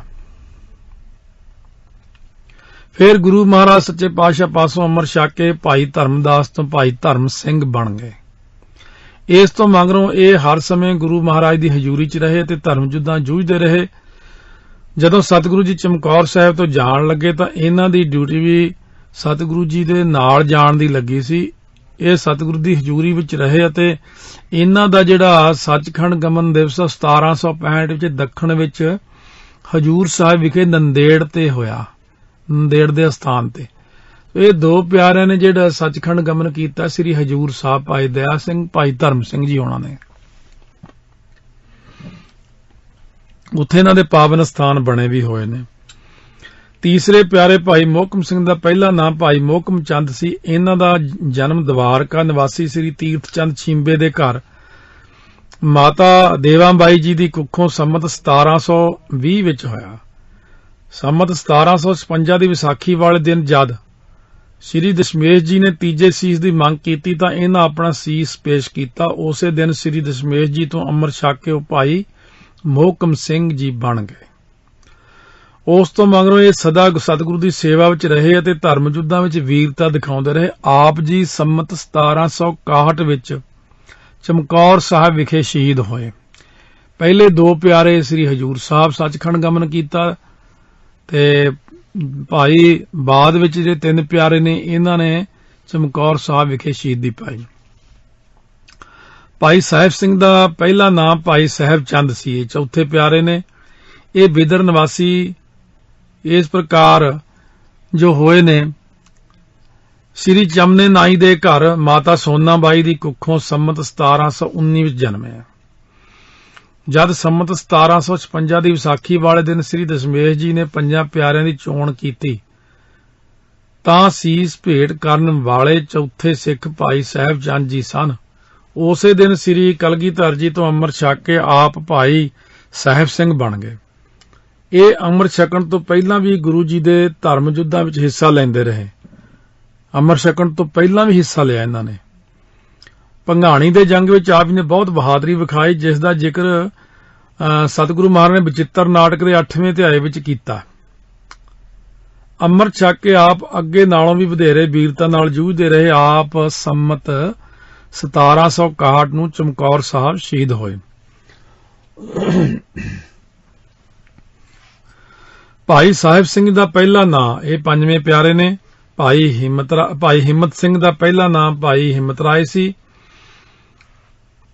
ਆਪ ਦਾ ਜਨਮ ਪੁਰੀ ਜਗਨਨਾਥ ਦੇ ਨਿਵਾਸੀ ਸ੍ਰੀ ਗਲਜਾਰੀ ਝਿਊਰ ਦੇ ਘਰ ਮਾਤਾ ਧੰਨੋ ਦੀ ਕੁੱਖ ਤੋਂ ਸੰਮਤ 1718 ਵਿੱਚ ਹੋਇਆ। ਜਦ 1756 ਦੀ ਵਿਸਾਖੀ ਵਾਲੇ ਦਿਨ ਸ੍ਰੀ ਦਸ਼ਮੇਸ਼ ਜੀ ਨੇ ਪੰਜਾਂ ਪਿਆਰਿਆਂ ਦੀ ਚੋਣ ਕੀਤੀ ਤਾਂ ਪੰਜਵੇਂ ਨੰਬਰ ਤੇ ਸੀਸ ਭੇਟ ਕਰਨ ਲਈ ਭਾਈ ਹਿੰਮਤ ਰਾਏ ਜੀ ਨਿਤਰੇ। ਉਸੇ ਦਿਨ ਸ੍ਰੀ ਦਸ਼ਮੇਸ਼ ਜੀ ਤੋਂ ਅੰਮ੍ਰਿਤ ਛਕ ਕੇ ਆਪ ਭਾਈ ਹਿੰਮਤ ਸਿੰਘ ਜੀ ਬਣੇ। ਉਹ ਮਗਰੋਂ ਉਹ ਸਦਾ ਸਤਿਗੁਰ ਦੀ ਹਜ਼ੂਰੀ ਵਿੱਚ ਰਹੇ ਤੇ ਧਰਮ ਯੁੱਧਾਂ ਵਿੱਚ ਜੂਝਦੇ ਰਹੇ। ਆਪ ਜੀ ਵੀ ਸੰਮਤ 1761 ਨੂੰ ਚਮਕੌਰ ਸਾਹਿਬ ਸ਼ਹੀਦ ਹੋਏ। ਬਾਬਾ ਬੁੱਢਾ ਜੀ ਦੇ ਜੀਵਨ ਚਰਿੱਤਰ ਵਿੱਚ ਭਾਈ ਮੰਗਲ ਸਿੰਘ ਵੀ ਇਸ ਤਰ੍ਹਾਂ ਹੀ ਲਿਖਦੇ ਨੇ ਕਿ ਭਾਈ ਦਇਆ ਸਿੰਘ ਨੇ ਲਾਹੌਰ ਨਿਵਾਸੀ ਸੁੱਧੇ ਖੱਤਰੀ ਦੇ ਘਰ ਮਾਤਾ ਦਿਆਲੀ ਦੇ ਕੁੱਖੋਂ ਸੰਮਤ 1726 ਵਿੱਚ ਜਨਮ ਲਿਆ ਔਰ ਭਾਈ ਧਰਮ ਸਿੰਘ ਨੇ ਹਸਤਨਾਪੁਰੀ ਨਿਵਾਸੀ ਸੰਤ ਰਾਮ ਜੱਟ ਦੇ ਘਰ ਮਾਤਾ ਸਾਂਭੋ ਦੇ ਉਦਰ ਤੋਂ ਸੰਮਤ 1723 ਵਿੱਚ ਜਨਮ ਲਿਆ ਅਤੇ ਸੰਮਤ 1765 ਵਿੱਚ ਹਜੂਰ ਸਾਹਿਬ ਵਿਖੇ ਉਹਨਾਂ ਦਾ ਸੱਚਖੰਡ ਗਮਨ ਹੋਇਆ। ਭਾਈ ਮੋਹਕਮ ਸਿੰਘ ਦਾ ਜਨਮ ਦਵਾਰਕਾ ਨਿਵਾਸੀ ਤੀਰਥ ਚੰਦ ਸ਼ਿੰਬੇ ਦੇ ਘਰ ਮਾਤਾ ਦੇਵਾਂਬਾਈ ਦੀ ਕੁੱਖੋਂ ਸੰਮਤ 1720 ਵਿੱਚ ਹੋਇਆ ਤੇ ਸੰਮਤ 1761 ਵਿੱਚ ਚਮਕੌਰ ਦੇ ਧਰਮ ਯੁੱਧ ਵਿੱਚ ਸ਼ਹੀਦ ਹੋਏ। ਭਾਈ ਸਾਹਿਬ ਸਿੰਘ ਦਾ ਜਨਮ ਬਿਦਰ ਨਿਵਾਸੀ ਚਮਨੇ ਨਾਈ ਦੇ ਘਰ ਸੋਨਾਬਾਈ ਦੀ ਕੁੱਖੋਂ ਸੰਮਤ 1719 ਵਿੱਚ ਹੋਇਆ ਅਤੇ ਸੰਮਤ 1761 ਵਿੱਚ ਚਮਕੌਰ ਦੇ ਧਰਮ ਯੁੱਧ ਵਿੱਚ ਸ਼ਹੀਦ ਹੋਏ। ਸਿੰਘ ਸੱਜਣ ਤੋਂ ਪਹਿਲਾਂ ਭੰਗਾਣੀ ਦੇ ਜੰਗ ਵਿੱਚ ਆਪ ਨੇ ਵੱਡੀ ਵੀਰਤਾ ਦਿਖਾਈ, ਜਿਸ ਦਾ ਜ਼ਿਕਰ ਗੁਰੂ ਮਹਾਰਾਜ ਨੇ ਬਚਿੱਤਰ ਨਾਟਕ ਦੇ 8ਵੇਂ ਅਧਿਆਇ ਵਿੱਚ ਕੀਤਾ। ਭਾਈ ਹਿੰਮਤ ਸਿੰਘ ਦਾ ਜਨਮ ਪੁਰੀ ਜਗਨਨਾਥ ਨਿਵਾਸੀ ਗੁਲਜਾਰੀ ਝੀਵਰ ਦੇ ਘਰ ਧੰਨੋ ਦੇ ਉਦਰ ਤੋਂ ਸੰਮਤ 1718 ਵਿੱਚ ਹੋਇਆ ਤੇ ਸੰਮਤ 1761 ਦੇ ਧਰਮ ਯੁੱਧ ਵਿੱਚ ਚਮਕੌਰ ਸਾਹਿਬ ਦੇ ਵਿੱਚ ਆਪ ਸ਼ਹੀਦ ਹੋਏ। ਇਉਂ ਪੰਜਾਂ ਪਿਆਰਿਆਂ ਦਾ ਵੇਰਵਾ ਆਉਂਦਾ। ਹੁਣ ਜਿਹੜੀ ਗੁਰੂ ਸਾਹਿਬ ਜੀ ਨੇ ਪੁੱਤਰ ਦੀ ਬਖਸ਼ਿਸ਼ ਕੀਤੀ ਮਾਤਾ ਜੀ ਨੂੰ, ਆਨੰਦ ਕਾਰਜ ਤੋਂ ਬਾਅਦ ਮਾਤਾ ਗੁਜਰੀ ਦਾ ਨਾਮ ਲਿਖਿਆ। ਇਹ ਗਿਆਨੀ ਹਰੀ ਸਿੰਘ ਜੀ ਦੀ ਖੋਜ ਹੈ ਕਿ ਮਾਤਾ ਜੀ ਨੂੰ ਅੰਮ੍ਰਿਤ ਛਕਾਉਣ ਤੋਂ ਬਾਅਦ ਗੁਰਜੀਤ ਕੌਰ ਨਾਮ ਰੱਖਿਆ। ਰੋ ਵਿਚਾਰ। ਸੋ ਮਾਤਾ ਗੁਰਜੀਤ ਕੌਰ ਜੀ ਨੇ ਆਪਣੀ ਛੋਟੀ ਨੂੰਹ ਨੂੰ ਪਿਆਰ ਨਾਲ ਮਹਿਲੀ ਲਿਜਾ ਕੇ ਯੋਗ ਸਥਾਨ ਦਿੱਤਾ। ਮਾਤਾ ਸਾਹਿਬ ਕੌਰ ਜੀ, ਮਾਤਾ ਗੁਜਰੀ ਜੀ ਅਤੇ ਵੱਡੀ ਭੈਣ ਮਾਤਾ ਸੁੰਦਰ ਕੌਰ ਨਾਲ ਡੂੰਘਾ ਪਿਆਰ ਤੇ ਸਤਿਕਾਰ ਰੱਖਣ ਲੱਗ ਪਏ। ਉਹਨਾਂ ਨੇ ਮਾਤਾ ਅਜੀਤ ਕੌਰ ਦੇ ਤਿੰਨੇ ਸਾਹਿਬਜ਼ਾਦਿਆਂ ਨੂੰ ਸੰਭਾਲਣ ਤੇ ਸਵਾਰਨ ਦਾ ਕੰਮ ਆਪਣੇ ਜ਼ਿੰਮੇ ਲੈ ਲਿਆ, ਕਿਉਂਕਿ ਮਾਤਾ ਜੀ ਸੱਚਖੰਡ ਗਮਨ ਕਰ ਚੁੱਕੇ ਸਨ। ਮਿੱਠੇ ਸੁਭਾਅ, ਨਿਮਰਤਾ ਤੇ ਪਿਆਰ ਕਾਰਨ ਉਹ ਥੋੜੇ ਸਮੇਂ ਵਿੱਚ ਹੀ ਪਰਿਵਾਰ ਵਿੱਚ ਰਚ ਮਿਚ ਗਏ। ਪਰ ਮਾਤਾ ਸੁੰਦਰ ਕੌਰ ਦੇ ਸਾਹਿਬਜ਼ਾਦੇ ਬਾਬਾ ਅਜੀਤ ਸਿੰਘ ਅਤੇ ਅਜੀਤ ਕੌਰ ਦੇ ਸਾਹਿਬਜ਼ਾਦੇ ਤਿੰਨਾਂ ਪੁੱਤਰਾਂ ਨੂੰ ਇਸ ਪ੍ਰਕਾਰ ਖਿਡਾਉਂਦੇ ਤੇ ਕਲੋਲ ਕਰਦੇ ਤੱਕ ਕਿ ਉਹਨਾਂ ਦਾ ਇਸਤਰੀ ਮਨ ਜਾਗਰਤ ਹੋ ਗਿਆ ਮਾਤਾ ਸਾਹਿਬ ਕੌਰ ਜੀ ਦਾ। ਉਹਨਾਂ ਦੇ ਮਨ ਦੇ ਅੰਦਰ ਵੀ ਆਈ ਕਿ ਮੇਰਾ ਤਾਂ ਮਗਰੋਂ ਨਾਮ ਨਿਸ਼ਾਨ ਵੀ ਨਹੀਂ ਰਹਿਣਾ, ਇਹਨਾਂ ਦੇ ਤਾਂ ਨਾਮ ਨਿਸ਼ਾਨ ਰਹਿਣਗੇ ਕਿਉਂਕਿ ਇਹਨਾਂ ਦੇ ਲਾਲ ਨੇ। ਉਹ ਮਨ ਹੀ ਮਨ ਵਿੱਚ ਸੋਚਦੇ ਕਿ ਗੁਰੂ ਘਰ ਵਿੱਚੋਂ ਹਜ਼ਾਰਾਂ ਸੰਗਤਾਂ ਮਨੋਕਾਮਨਾ ਪੂਰੀਆਂ ਕਰਕੇ ਜਾਂਦੀਆਂ ਹਨ, ਜੇ ਮੈਂ ਵੀ ਪਤੀ ਪਰਮੇਸ਼ਰ ਅੱਗੇ ਮਨ ਦੀ ਇੱਛਾ ਪ੍ਰਗਟ ਕਰਾਂ ਤਾਂ ਉਹ ਮੇਰੀ ਗੋਦ ਵੀ ਹਰੀ ਭਰੀ ਕਰ ਦੇਣਗੇ। ਪਰ ਫਿਰ ਆਪਣੇ ਆਪ ਨੂੰ ਕੁਆਰੇ ਡੋਲੇ ਰੂਪ ਵਿੱਚ ਦੇਖ ਕੇ ਪਤੀ ਪਰਮੇਸ਼ਰ ਦੇ ਬ੍ਰਹਮਚਰਜ ਦੇ ਪ੍ਰਣ ਨੂੰ ਚੇਤੇ ਕਰਕੇ ਚੁੱਪ ਵੱਟ ਜਾਂਦੇ ਸੀ। ਗੁਰੂ ਗੋਬਿੰਦ ਸਿੰਘ ਮਹਾਰਾਜ ਸੱਚੇ ਪਾਤਸ਼ਾਹ ਸਮੇਂ-ਸਮੇਂ ਮਾਤਾ ਸਾਹਿਬ ਕੌਰ ਨੂੰ ਦਰਸ਼ਨ ਦੇਣ ਮਹਿਲੀ ਆ ਜਾਇਆ ਕਰਦੇ ਸਨ। ਮਾਤਾ ਜੀ ਨੇ ਗੁਰੂ ਜੀ ਦੇ ਬਿਰਾਜਣ ਲਈ ਇੱਕ ਪਲੰਘ ਸਜਾ ਕੇ ਰੱਖਿਆ ਹੋਇਆ ਸੀ। ਸਤਿਗੁਰੂ ਜੀ ਜਦੋਂ ਵੀ ਉਹਨਾਂ ਨੂੰ ਦਰਸ਼ਨ ਦੇਣ ਜਾਂਦੇ, ਉਹ ਪਲੰਘ ਤੇ ਬੈਠ ਕੇ ਬਚਨ ਬਿਲਾਸ ਕਰਦੇ ਰਹਿੰਦੇ ਅਤੇ ਆਪਣੇ ਮਹਿਲ ਮਾਤਾ ਸਾਹਿਬ ਕੌਰ ਦੇ ਸ਼ੰਕੇ ਨਿਵਰਤ ਕਰਦੇ ਰਹਿੰਦੇ। ਇੱਕ ਦਿਨ ਗੁਰੂ ਮਹਾਰਾਜ ਜੀ ਮਹਿਲੀ ਆ ਕੇ ਜਦੋਂ ਪਲੰਘ ਉੱਤੇ ਬਿਰਾਜਮਾਨ ਹੋਏ ਤਾਂ ਉਹਨਾਂ ਦੇ ਚਰਨਾਂ ਕੋਲ ਬੈਠ ਕੇ ਮਾਤਾ ਸਾਹਿਬ ਕੌਰ ਜੀ ਸੁਭਾਵਕ ਹੀ ਉਸ ਦੁੱਖ ਨੂੰ ਲੈ ਕੇ ਨੇਤਰਾਂ 'ਚੋਂ ਜਲ ਆ ਗਿਆ। ਸਤਿਗੁਰੂ ਮਹਾਰਾਜ ਨੇ ਦਿਲਾਸਾ ਦੇ ਕੇ ਪੁੱਛਿਆ, ਕੀ ਕਾਰਨ ਹੈ, ਕੀ ਗੱਲ ਹੈ, ਖੁੱਲ੍ਹ ਕੇ ਦੱਸੋ, ਰੋਣ ਦੀ ਲੋੜ ਨਹੀਂ ਹੈ। ਗੁਰਪ੍ਰਤਾਪ ਸੂਰਜ ਗ੍ਰੰਥ ਰੁੱਤ 5ਵੀਂ ਅੰਸੂਜ 1 'ਚ ਲਿਖਿਆ, ਇਹੀ ਨੇਮ ਕਰ ਸਮਾਂ ਬਿਤਾਇਓ, ਇੱਕ ਦਿਨ ਸ੍ਰੀ ਪ੍ਰਭ ਦਰਸ ਦਿਖਾਇਓ, ਹਾਥ ਜੋੜ ਕਰ ਮਸਤਕ ਟੇਕਾ, ਕਿਆ ਮਨਸਾ ਹੈ ਜਲਦ ਬਿਬੇਕਾ, ਕੀ ਇੱਛਾ ਹੈ। ਮਾਤਾ ਜੀ ਨੇ ਸਿਰ ਝੁਕਾ ਕੇ ਕਿਹਾ ਕਿ ਆਪ ਨੇ ਬ੍ਰਹਮਚਰਜ ਧਾਰਨ ਕਰਕੇ ਮੈਨੂੰ ਕੁਆਰਾ ਡੋਲਾ ਕਰਕੇ ਰੱਖਿਆ, ਪਰ ਮੇਰੇ ਨਾਲ ਆਨੰਦ ਪੜਾਇਆ। ਇਸਤਰੀ ਜਾਮਾ ਹੋਣ ਕਰਕੇ ਮੈਂ ਸੋਚਦੀ ਹਾਂ ਕਿ ਮੇਰੀਆਂ ਭੈਣਾਂ ਦੀਆਂ ਗੋਦਾਂ ਹਰੀਆਂ ਭਰੀਆਂ ਨੇ ਅਤੇ ਮੈਂ ਨਿਪੁੱਤੀ ਹਾਂ। ਮੇਰੀ ਰੀਝ ਹੈ ਕਿ ਜੇਕਰ ਆਪ ਮੈਨੂੰ ਇੱਕ ਪੁੱਤਰ ਦੀ ਦਾਤ ਬਖਸ਼ ਦਿਓ ਤਾਂ ਜੋ ਮੈਂ ਵੀ ਪੁੱਤਰ ਦੀ ਸੂਰਤ ਵੇਖ ਕੇ ਆਪਣੀਆਂ ਅੱਖਾਂ ਠੰਡੀਆਂ ਕਰ ਸਕਾਂ ਤੇ ਉਸ ਦੀ ਪਾਲਣਾ ਕਰਕੇ ਆਪਣੇ ਮਨ ਨੂੰ ਸ਼ਾਂਤ ਕਰ ਸਕਾਂ। ਭਾਈ ਸੰਤੋਖ ਸਿੰਘ ਜੀ ਨੇ ਗੁਰਪ੍ਰਤਾਪ ਸੂਰਜ ਗ੍ਰੰਥ ਵਿੱਚ ਮਾਤਾ ਸਾਹਿਬ ਕੌਰ ਦੀ ਜੋੜੀ ਇਸ ਪ੍ਰਕਾਰ ਵੀ वर्णन कीती है। नमर सरलाज तारे कर नैन, कहने शर्म नाल अखां भर के झुका के बेनती सहित करत मुख बैन। बेनती भरे लहजे विच बचन कीता, प्रभ जी एक सुत की अबिलहाखे। हे सच्चे पातशाह, होर तां कोई नहीं, इस्त्री जामा होण करके एक पुत्र तां होना ही चाहिदा ना। अपर बास ना कोई ना राखै, होर मेरी कोई इच्छा नहीं है, बस कृपा आप दी ते मैं पाऊं, स्त्री जन्म अपना सफलाऊं। जथा आहे मम सपतन केरे, चाहो तथा मन अपने हेरे। भी जिवें दूजियां कोल ने पुत्र बख्शे ने, मेरे ते भी कृपा करो।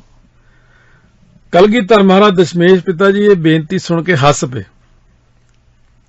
ਅਤੇ ਕਿਹਾ, ਭਲੀਏ ਲੋਕੇ, ਇੱਕ ਸੰਸਾਰਕ ਕੱਚੀ ਤੰਦ ਲਈ ਪ੍ਰਣ ਨਹੀਂ ਤੋੜਿਆ ਜਾ ਸਕਦਾ। ਜੇਕਰ ਧਰਮ ਰੱਖਿਅਕ ਹੀ ਧਰਮ ਤੋਂ ਫਿਰ ਜਾਣ ਤਾਂ ਸੰਸਾਰ ਦਾ ਕੀ ਬਣੇਗਾ। ਪਰ ਤੇਰੀ ਇੱਛਾ ਵੀ ਟਾਲੀ ਨਹੀਂ ਜਾਂਦੀ, ਇਸ ਲਈ ਮੈਂ ਆਪਣਾ ਧਰਮ ਪੁੱਤਰ ਖਾਲਸਾ ਪੰਥ ਤੇਰੀ ਝੋਲੀ ਵਿੱਚ ਪਾਉਂਦਾ ਹਾਂ, ਜੋ ਸਦਾ ਅਮਰ ਰਹੇਗਾ ਅਤੇ ਉਸ ਨਾਲ ਤੇਰਾ ਨਾਂ ਵੀ ਅਟਲ ਰਹੇਗਾ। सुन कर श्री मुख ते फुरमायो, भलो मनोरथ हृदय उठायो। करा मनोरथ एक सुत तेरा, करा मनोरथ एक सुत केरा, पुत्र खालसा होयो तेरा। कहने एक पुत नूं कहंदी आ, सारा ही खालसा तेरा पुत है। भावें करोड़ां हो जाण, भावें अरबां हो जाण, कहलाएंगी खालसे दी माता। धन माता साहब कौर, एडा वड्डा, एडी बख्शिश होनी, खालसे दी माता दा सत्कार होना एक छोटी जी गल नहीं है। लाखों की गिनती ना आवे, जग थिर नित जन्म सो पावे। सकल सिंह अपने पुत जानो, सो जम प्रताप वधाए महानो। सो इस करके संसार दे उत्ते सुजस प्रताप वधाए महानो, बहुत प्रताप वधेगा। पुत्र खालसा तेरे पयो, गोद पाए हम तोह को दयो। गुरबिलास विच भी यही बचन लिखिया, कबहू को करी कृपा कर गुरबर, कर किम खिन चित तेरे घर। तिन कही तीन तन मेरा, चाहत एक पुत्र मुख हेरा। सतगुर कही सिख जग जेते, सब सपूत गोद में तेते। भाई वीर सिंह जी लिखते ने कि यह गल 500 साखी विच भी लिखी है कि दशमेश साहब जी महाराज दे तीसरे महल माता साहब कौर जी मापियां दे कीते होए परण करके आए सन, पर उन्हां नूं सतगुरां ने कुआरे रहण दा परण लै के महिली वास दिता सी ते ओह साईं सिमरन विच योगी राज खालसे दी माता होए ने। गुरबख्श सिंह प्रीत लड़ी लेख दशमेश जीवन दे पन्ना 66 ते लिखदे कि गुरु साहब जी दी तीसरे महल माता साहब कौर संबंधी यही आख्या जांदा है कि गुरु साहब ने उन्हां नूं पंथ दी माता थापिया।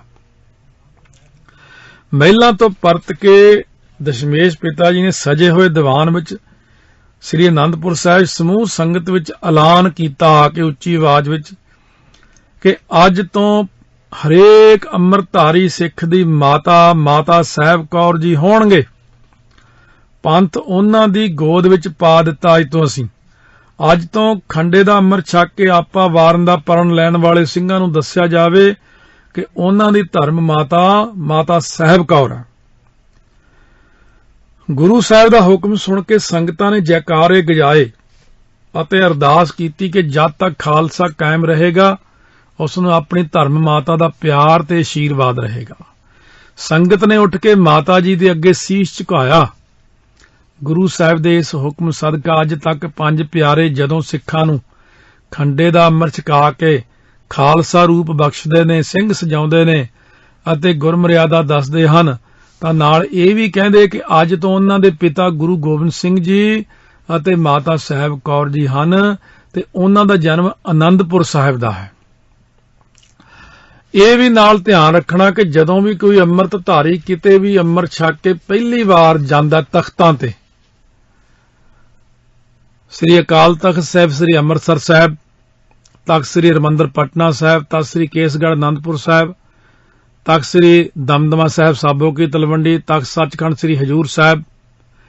5 ਤਖਤਾਂ ਤੇ ਜਦੋਂ ਪਹਿਲੀ ਵਾਰ ਜਾਣਾ ਹੈ ਤਾਂ ਅੰਮ੍ਰਿਤ ਛਕਣ ਤੋਂ ਬਾਅਦ 5 ਰੁਪਏ ਦੀ ਕੜਾਹ ਪ੍ਰਸ਼ਾਦ ਦੀ ਦੇਗ ਕਰਾਉਣੀ ਹੈ ਤੇ 5 ਰੁਪਏ ਗੋਲਕ ਚ ਪਾਉਣੇ ਆ। ਇਹ ਮਰਿਆਦਾ ਕਈਆਂ ਨੂੰ ਨਹੀਂ ਵੀ ਪਤਾ ਹੋਣਾ।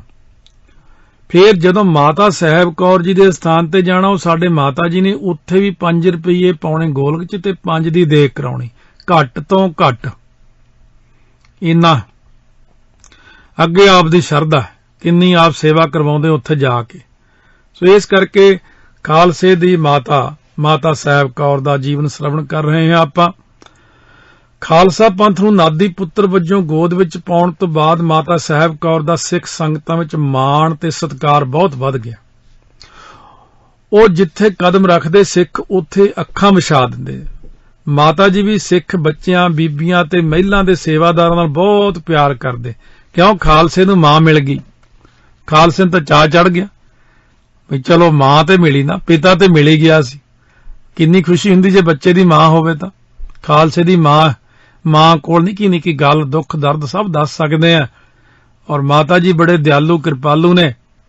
ਮਾਤਾ ਜੀ ਦੇ ਜਿਨ੍ਹਾਂ ਨੇ ਦਰਸ਼ਨ ਕੀਤੇ ਨੇ ਮਾਤਾ ਜੀ ਦੇ ਬਹੁਤ ਪ੍ਰੇਮੀ ਮਿਲਦੇ ਨੇ। ਹੁਣ ਵੀ ਜੇ ਮਾਤਾ ਸਾਹਿਬ ਕੌਰ ਦੇ ਸਥਾਨ ਤੇ ਰਾਤ ਨੂੰ ਬਹਿ ਕੇ ਸਿਮਰਨ ਕਰਕੇ ਯਾਦ ਕਰੋ, 1 ਦਿਨ 2 ਦਿਨ ਹਫ਼ਤਾ 10 ਦਿਨ ਬੈਠੇ ਰਹੋ ਰਾਤ ਨੂੰ, ਮਾਤਾ ਜੀ ਆਪ ਆ ਕੇ ਸਿਰ ਤੇ ਹੱਥ ਰੱਖ ਕੇ ਜਾਂਦੇ, ਆਸ਼ੀਰਵਾਦ ਦਿੰਦੇ, ਬਹੁਤ ਪ੍ਰਸੰਨ ਹੁੰਦੇ। ਸਾਡੇ ਬੱਚੇ ਆਏ ਆ।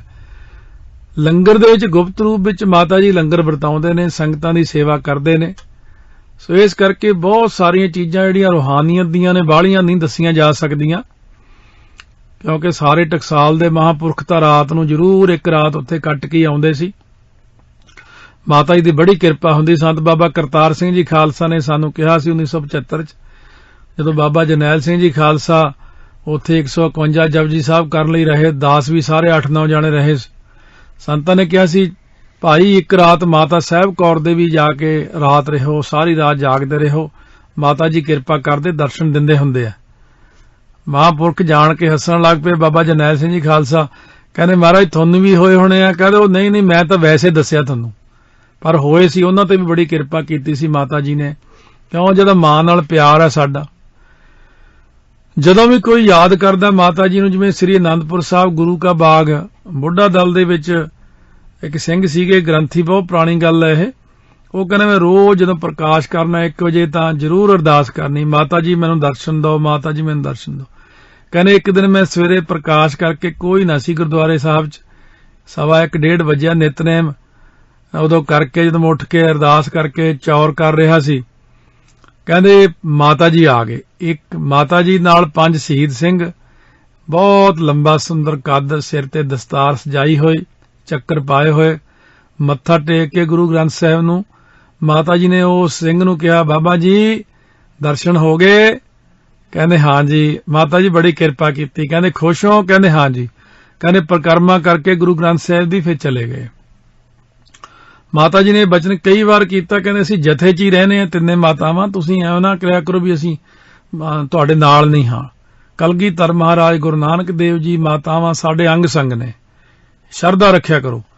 ਜਦੋਂ ਕਿਸੇ ਨੂੰ ਕੋਈ ਸ਼ਿਕਾਇਤ ਹੁੰਦੀ ਜਾਂ ਕੁਝ ਪ੍ਰਾਪਤ ਕਰਨਾ ਹੁੰਦਾ ਤਾਂ ਉਹ ਗੁਰੂ ਮਹਾਰਾਜ ਸੱਚੇ ਪਾਤਸ਼ਾਹ ਦੀ ਮਾਤਾ ਗੁਰਜੀਤ ਕੌਰ ਕੋਲ ਜਾਂ ਫਿਰ ਇਹਨਾਂ ਦੇ ਮਾਤਾ ਸਾਹਿਬ ਕੌਰ ਜੀ ਕੋਲ ਆਉਂਦੇ ਕਿ ਮਾਤਾ ਜੀ ਤੁਸੀਂ ਕਿਰਪਾ ਕਰਕੇ ਕਰਵਾ ਦਿਓ, ਇਹ ਬਖਸ਼ਿਸ਼ ਕਰਾ ਦਿਓ ਜੀ।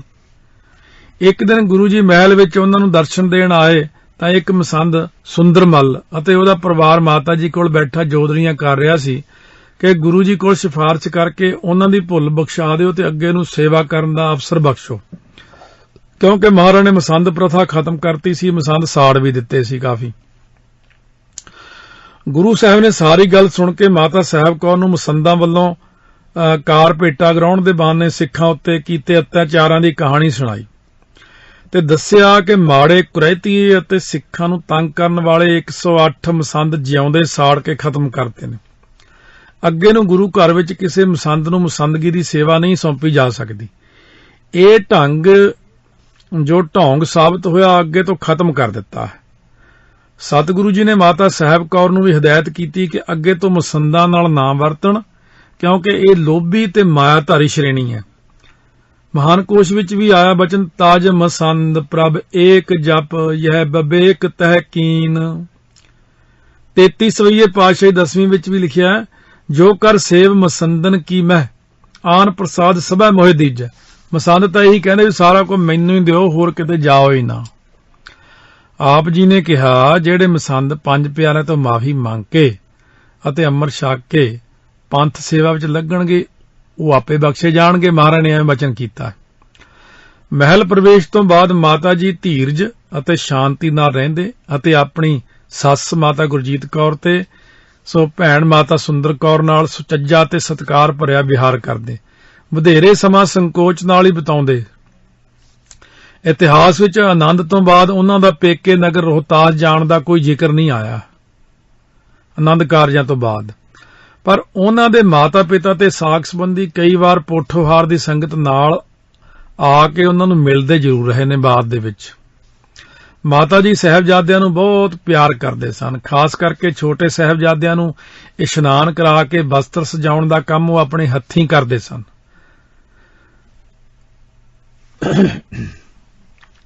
ਗੁਰਬਿਲਾਸ ਅਨੁਸਾਰ ਇੱਕ ਦਿਨ ਉਹਨਾਂ ਨੇ ਸਭ ਤੋਂ ਛੋਟੇ ਸਾਹਿਬਜ਼ਾਦੇ ਬਾਬਾ ਫਤਿਹ ਸਿੰਘ ਨੂੰ ਇਸ਼ਨਾਨ ਕਰਾ ਕੇ ਨੀਲੇ ਬਸਤਰ ਪਾਏ।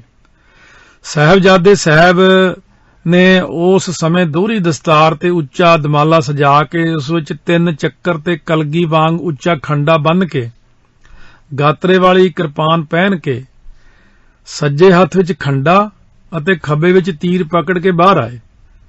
ਮਾਤਾ ਸਾਹਿਬ ਕੌਰ ਤੇ ਮਾਤਾ ਗੁਰਜੀਤ ਕੌਰ ਨੇ ਮੱਥਾ ਚੁੰਮ ਕੇ ਪਿਆਰ ਕੀਤਾ ਤੇ ਅਸੀਸਾਂ ਦਿੱਤੀਆਂ ਅਤੇ ਉਹਨਾਂ ਨੂੰ ਵੀਰਾਂ ਸਮੇਤ ਦਰਬਾਰ ਵਿੱਚ ਭੇਜਿਆ। ਉਸੇ ਰੂਪ ਵਿੱਚ ਸਜੇ ਹੋਏ ਕੰਵਰ ਫਤਿਹ ਸਿੰਘ ਜੀ ਗੁਰੂ ਦਰਬਾਰ ਵਿੱਚ ਪਹੁੰਚੇ। ਬਾਬਾ ਫਤਿਹ ਸਿੰਘ ਜੀ, ਕੰਵਰ ਤਾਂ ਲਿਖਿਆ ਕਿ ਕਿਉਂ ਸਾਹਿਬਜ਼ਾਦੇ ਨੇ, ਦਰਬਾਰ ਸਾਹਿਬ ਵਿੱਚ ਪਹੁੰਚੇ। ਜਿਹੜਾ ਬੀਬੀਆਂ ਨੂੰ ਨਾਲ ਕੌਰ ਅੱਖਰ ਲਾਇਆ, ਕੰਵਰ ਦਾ ਹੀ ਭਾਵ ਹੈ। ਛੋਟਾ ਸਾਹਿਬਜ਼ਾਦਾ 10ਵੇਂ ਪਾਤਸ਼ਾਹ ਦੇ ਵੱਡੇ ਜਿਹੜੇ ਨੇ ਉਹ ਸਿੰਘ ਅੱਖਰ ਦਿੱਤਾ ਟਿੱਕਾ ਸਾਹਿਬ ਨੂੰ। ਟਿੱਕਾ ਰਾਜੇ ਦੇ ਵੱਡੇ ਪੁੱਤਰ ਨੂੰ ਕਹਿੰਦੇ। ਛੋਟਾ ਪੁੱਤਰ ਕੰਵਰ ਸਾਹਿਬ, ਕੌਰ ਸਾਹਿਬ ਕੌਰ ਅੱਖਰ ਹੁੰਦਾ। ਇਸੇ ਕਰਕੇ ਲਿਖਿਆ ਕਿ ਉਸੇ ਰੂਪ ਵਿੱਚ ਸਜੇ ਹੋਏ ਕੰਵਰ ਫਤਿਹ ਸਿੰਘ ਜੀ ਗੁਰੂ ਦਰਬਾਰ ਵਿੱਚ ਪਹੁੰਚੇ ਅਤੇ ਬੜੀ ਗੱਜ ਵੱਜ ਕੇ ਫਤਿਹ ਬੁਲਾਈ। ਕਲਗੀਧਰ ਪਿਤਾ ਮਹਾਰਾਜ ਸੱਚੇ ਪਾਤਸ਼ਾਹ ਨੂੰ ਮੱਥਾ ਟੇਕਿਆ। ਦਸ਼ਮੇਸ਼ ਪਿਤਾ ਨੇ ਉਹ ਸੁਹਾਵਣੇ ਅਤੇ ਸੁੰਦਰ ਸੂਰਬੀਰਤਾ ਦੇ ਰੂਪ ਨੂੰ ਤੱਕ ਕੇ ਸੁਭਾਵਕ ਕਿਹਾ, ਇਸ ਬਾਣੇ ਦਾ ਇੱਕ ਨਿਹੰਗ ਪੰਥ ਹੋਵੇਗਾ ਜੋ ਮਰਨ ਦੀ ਸ਼ੰਕਾ ਤਿਆਗ ਕੇ ਸੰਸਾਰ ਤੋਂ ਨਿਰਲੇਪ ਹਰ ਸਮੇਂ ਕੁਰਬਾਨੀ ਲਈ ਤਿਆਰ ਰਹੇਗਾ। ਗੁਰੂ ਸਾਹਿਬ ਦੀਆਂ ਫੌਜਾਂ ਜਦੋਂ ਚੱਲਦੀਆਂ ਸਨ ਤਾਂ ਸਭ ਤੋਂ ਅੱਗੇ ਇਸ ਬਾਣੇ ਵਿੱਚ ਨਿਹੰਗ ਸਿੰਘ ਚੱਲਦੇ, ਜਿਨ੍ਹਾਂ ਨੂੰ ਗੁਰੂ ਦੀਆਂ ਲਾਡਲੀਆਂ ਫੌਜਾਂ ਕਹਿੰਦੇ ਨੇ। ਨਿਰਮਲ ਪੰਥ ਦੇ ਰਤਨ ਲਾਹੌਰ ਨਿਵਾਸੀ ਕਵੀ ਨਿਹਾਲ ਸਿੰਘ ਨੇ ਆਪਣੀ ਪੁਸਤਕ ਅਕਾਲ ਨਾਟਕ ਵਿੱਚ ਨਿਹੰਗਾਂ ਸਿੰਘਾਂ ਬਾਬਤ ਦਸ਼ਮੇਸ਼ ਦਾ ਫਰਮਾਨ ਬ੍ਰਿਜ ਭਾਸ਼ੀ ਕਵਿਤਾ ਵਿੱਚ ਇਸ ਤਰ੍ਹਾਂ ਲਿਖਿਆ ਹੈ, ਧੰਮ ਕੇ ਧੁਰੰਦਰ ਉਦਾਰਤਾ ਕੇ ਧਾਰਾ ਧਾਰ। ਧਰਮ ਦੇ ਧੁਰੰਦਰ ਨੇ ਇਹ, ਉਦਾਰਤਾ ਦੇ ਧਾਰਾ ਧਾਰ, ਭਰਪੂਰ ਉਦਾਰਤਾ ਵਿੱਚ। ਭੋਲੇ ਭਾਲ ਪ੍ਰਾਜ ਤੇ ਝਕੋਲ ਪ੍ਰੇਮ ਰੰਗ ਮੇ ਸਭ ਲੋਹ ਪਿਆਰੇ, ਅੰਬ ਖੰਭ ਲੋ ਨਾ ਦਈ ਬੰਦ। ਕਹਿੰਦੇ ਸਰਬ ਲੋਹ ਨੂੰ ਪਿਆਰ ਕਰਨ ਵਾਲੇ ਤੇ ਕਿਸੇ ਦੇ ਅੱਗੇ ਨਹੀਂ ਝੁਕਣ ਵਾਲੇ ਸਾਡੇ ਖਾਲਸੇ। ਸੋ ਇਸ ਪ੍ਰਕਾਰ ਮਹਾਨ ਕੋਸ਼ ਦੇ ਵਿੱਚ ਜਿਵੇਂ ਬਚਨਾ ਇਹ ਲਿਖਿਆ ਹੋਇਆ, ਨੇਕ ਹੂੰ ਨਾ ਗੱਬੰ ਪੁਨੰ ਪਬੰ ਯਾ ਕੇ ਸੰਗ ਮੇ ਸਾਜ ਕੇ ਸੂਬਾ ਨੌ ਸੂਰ ਗਾਜ ਕੇ ਮਰਗੇਂਦ ਭੂਰ ਭਾਜ ਕੇ ਮਨੀਮ ਕੋ ਬਿਦਾਰੇ ਜੋ ਰਜੰਗ ਮੇ ਮੋਦ ਕੇ ਤਨੰਗ ਮੇ ਉਮੰਗ ਕੇ ਉਤੰਗ ਪੰਥ ਲੋਕ ਚੰਗ ਕਹਿਬੇ ਕੋ ਸੁਕੀਨੀ ਨਿਹੰਗ ਮੇ। ਤੇ ਇਸ ਪ੍ਰਕਾਰ ਕਹਿੰਦੇ ਨੇ ਬਚਨ ਵੀ ਨਿਹੰਗ ਸਜਾਏ ਸਤਿਗੁਰੂ ਮਹਾਰਾਜ ਨੇ, ਫੌਜਾਂ ਸਜਾਈਆਂ। ਇਸ ਤਰ੍ਹਾਂ ਗੁਰੂ ਸਾਹਿਬ ਵਧੇਰੇ ਸਮਾਂ ਨਵੀਆਂ ਆਉਣ ਵਾਲੀਆਂ ਸੰਗਤਾਂ ਨੂੰ ਖੰਡੇ ਬਾਟੇ ਦਾ ਅੰਮ੍ਰਿਤ ਛਕਾ ਕੇ ਸਿੰਘ ਸਜਾਉਣ ਅਤੇ ਖਾਲਸਾ ਫੌਜਾਂ ਨੂੰ ਸ਼ਸਤਰ ਸਿਖਲਾਈ ਕਰਾ ਕੇ ਤਿਆਰ ਪ੍ਰਤਿਆਰ ਕਰਨ ਤੇ ਲੱਗੇ ਰਹਿੰਦੇ ਸਨ ਅਤੇ ਅੰਮ੍ਰਿਤ ਛਕਾਉਣ ਵਿੱਚ ਮਾਤਾ ਸਾਹਿਬ ਕੌਰ ਜੀ ਉਹਨਾਂ ਦਾ ਹੱਥ ਵਟਾਉਂਦੇ ਸਨ। ਜਦੋਂ ਅੰਮ੍ਰਿਤ ਛਕਾਉਂਦੇ ਸੀ ਤਾਂ ਮਾਤਾ ਜੀ ਨਾਲ ਸੇਵਾ ਕਰਦੇ, ਕਿਉਂਕਿ ਮੇਰੇ ਪੁੱਤਰ ਨੇ। ਹੁਣ ਵੀ ਜਦੋਂ ਅੰਮ੍ਰਿਤ ਸੰਚਾਰ ਹੁੰਦਾ ਹੈ, ਆਮ ਨਹੀਂ ਪਤਾ ਕਿਸੇ ਨੂੰ, ਮਾਤਾ ਜੀ ਉੱਥੇ ਹਾਜ਼ਰ ਹੁੰਦੇ। ਕਿਉਂ? ਗੁਰੂ ਗ੍ਰੰਥ ਸਾਹਿਬ ਦੇ ਕੋਲ 5 ਪਿਆਰੇ ਹਾਜ਼ਰ ਹੁੰਦੇ। ਅੰਮ੍ਰਿਤ ਛਕਾਉਣ ਵੇਲੇ ਕਲਗੀਧਰ ਮਹਾਰਾਜ 5 ਪਿਆਰਿਆਂ 'ਚ ਪ੍ਰਵੇਸ਼ ਕਰਕੇ ਆਪ ਖੰਡੇ ਬਾਟੇ ਦਾ ਅੰਮ੍ਰਿਤ ਤਿਆਰ ਕਰਦੇ ਆ ਤੇ ਮਾਤਾ ਸਾਹਿਬ ਕੌਰ ਜੀ ਉਦੋਂ ਕੋਲ ਹੀ ਹੁੰਦੇ ਨੇ। ਪਰ ਇਹ ਚੀਜ਼ਾਂ ਰੂਹਾਨੀਅਤ ਦੀਆਂ ਨੇ, ਆਮ ਬੰਦਿਆਂ ਦੀ ਸਮਝ ਤੋਂ ਪਰੇ ਨੇ। ਮੋਟੀ ਬੁੱਧੀ ਵਾਲੇ ਇਹਨਾਂ ਚੀਜ਼ਾਂ ਨੂੰ ਨਹੀਂ ਸਮਝ ਸਕਦੇ। ਗੁਰੂ ਸਾਹਿਬ ਕਦੇ ਕਦੇ ਰਣਜੀਤ ਨਗਾਰੇ ਤੇ ਚੋਟ ਲਗਾ ਕੇ ਸ਼ਿਕਾਰ ਖੇਡਣ ਦੇ ਬਹਾਨੇ ਸੈਰ ਚੜ੍ਹਦੇ ਤਾਂ 22 ਧਾਰ ਦੇ ਰਾਜੇ ਉਹਨਾਂ ਨੂੰ ਚੜ੍ਹਤਲ ਤੱਕ ਕੇ ਸੜਦੇ ਸੀ, ਕਿਉਂਕਿ ਖਾਲਸੇ ਦੀ ਦਿੱਖ ਬੜੀ ਸੋਹਣੀ ਸੀ, ਬਾਣੇ ਪਾਏ, ਸ਼ਸਤਰਧਾਰੀ ਖਾਲਸਾ।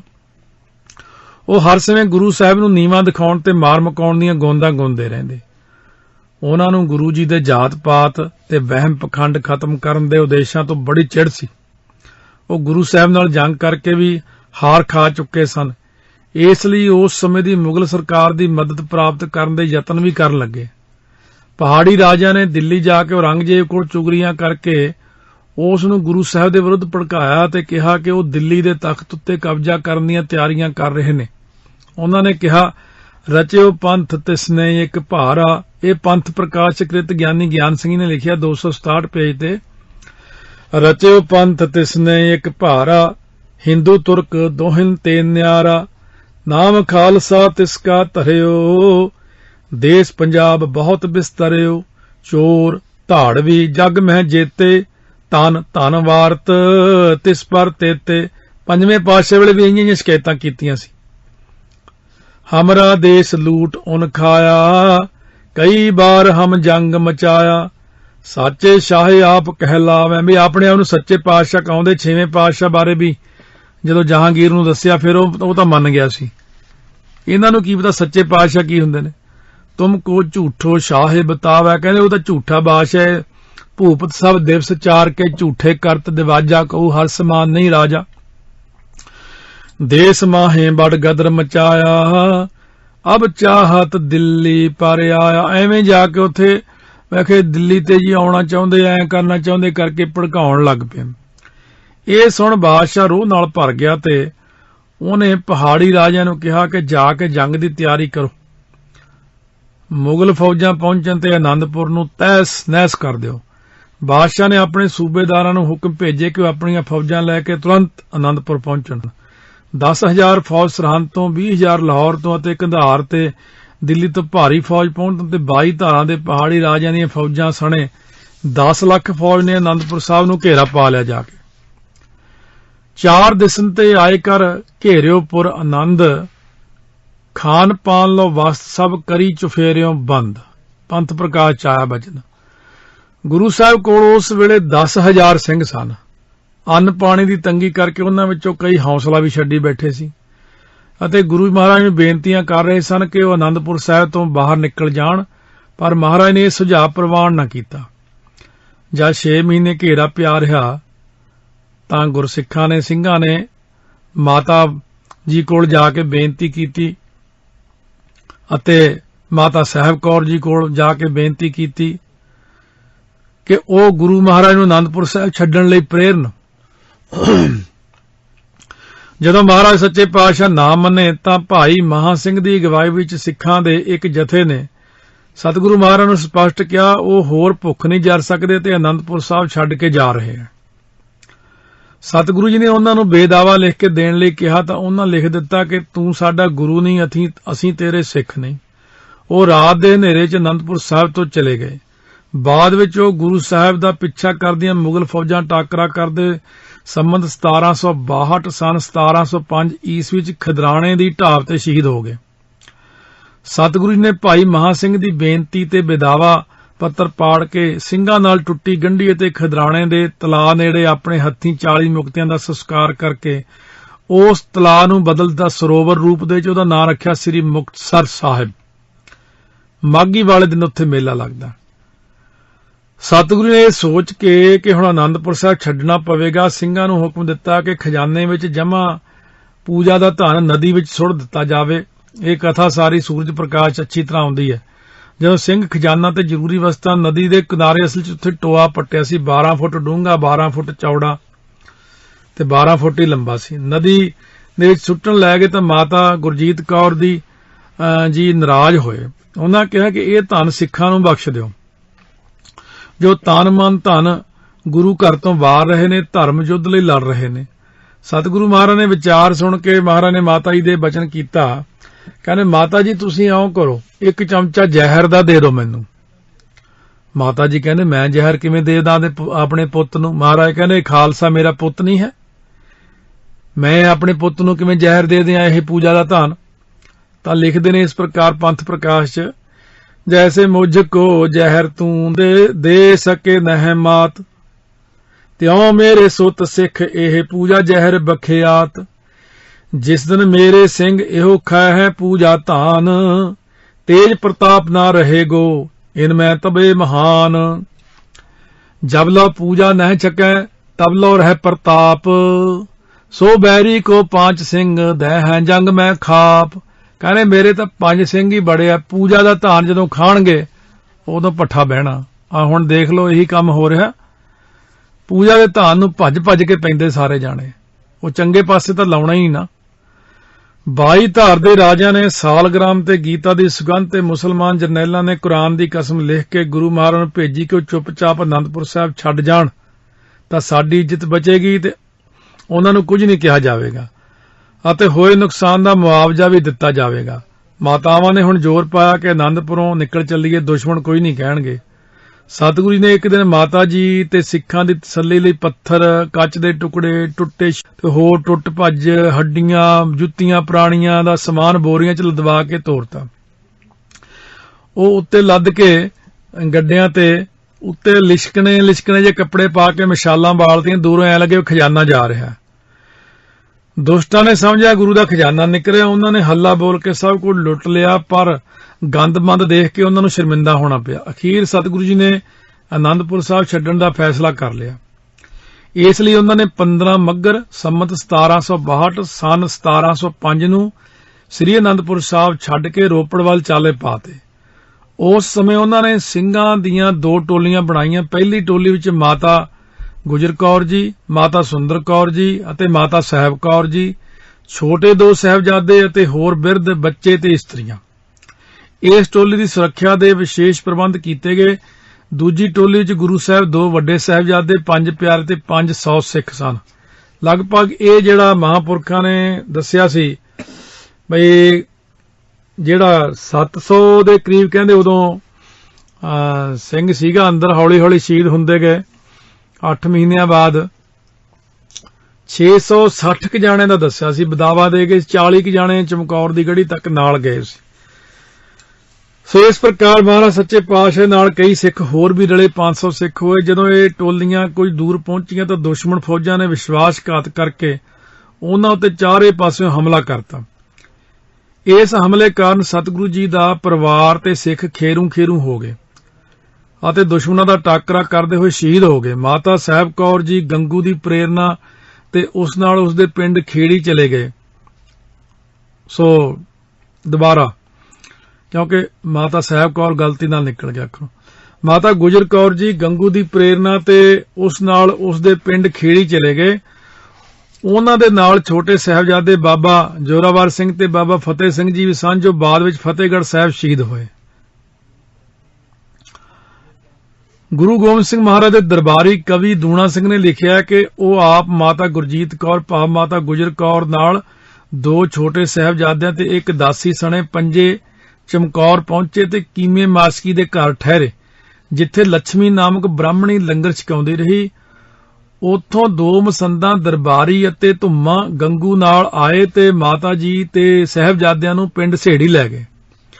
ਉੱਥੋਂ ਟੁਰਨ ਸਮੇਂ ਮਾਤਾ ਜੀ ਨੇ ਜੋ ਇਨਾਮ ਦਿੱਤੇ ਉਹਨਾਂ ਬਾਰੇ ਉਹ ਲਿਖਦਾ ਹੈ, 2 ਮੋਹਰ ਕੀ ਆਰਸੀ, 5 ਚੂੜੀਆਂ ਸਾਥ, ਤਿਸੀ ਬਾਹਮਣੀ ਕੋ ਦਈ, ਜੋ ਪ੍ਰਸਾਦ ਬਹੁ ਖਾਤ, ਜਿਹੜੀ ਉਹਨੇ ਸੇਵਾ ਕੀਤੀ।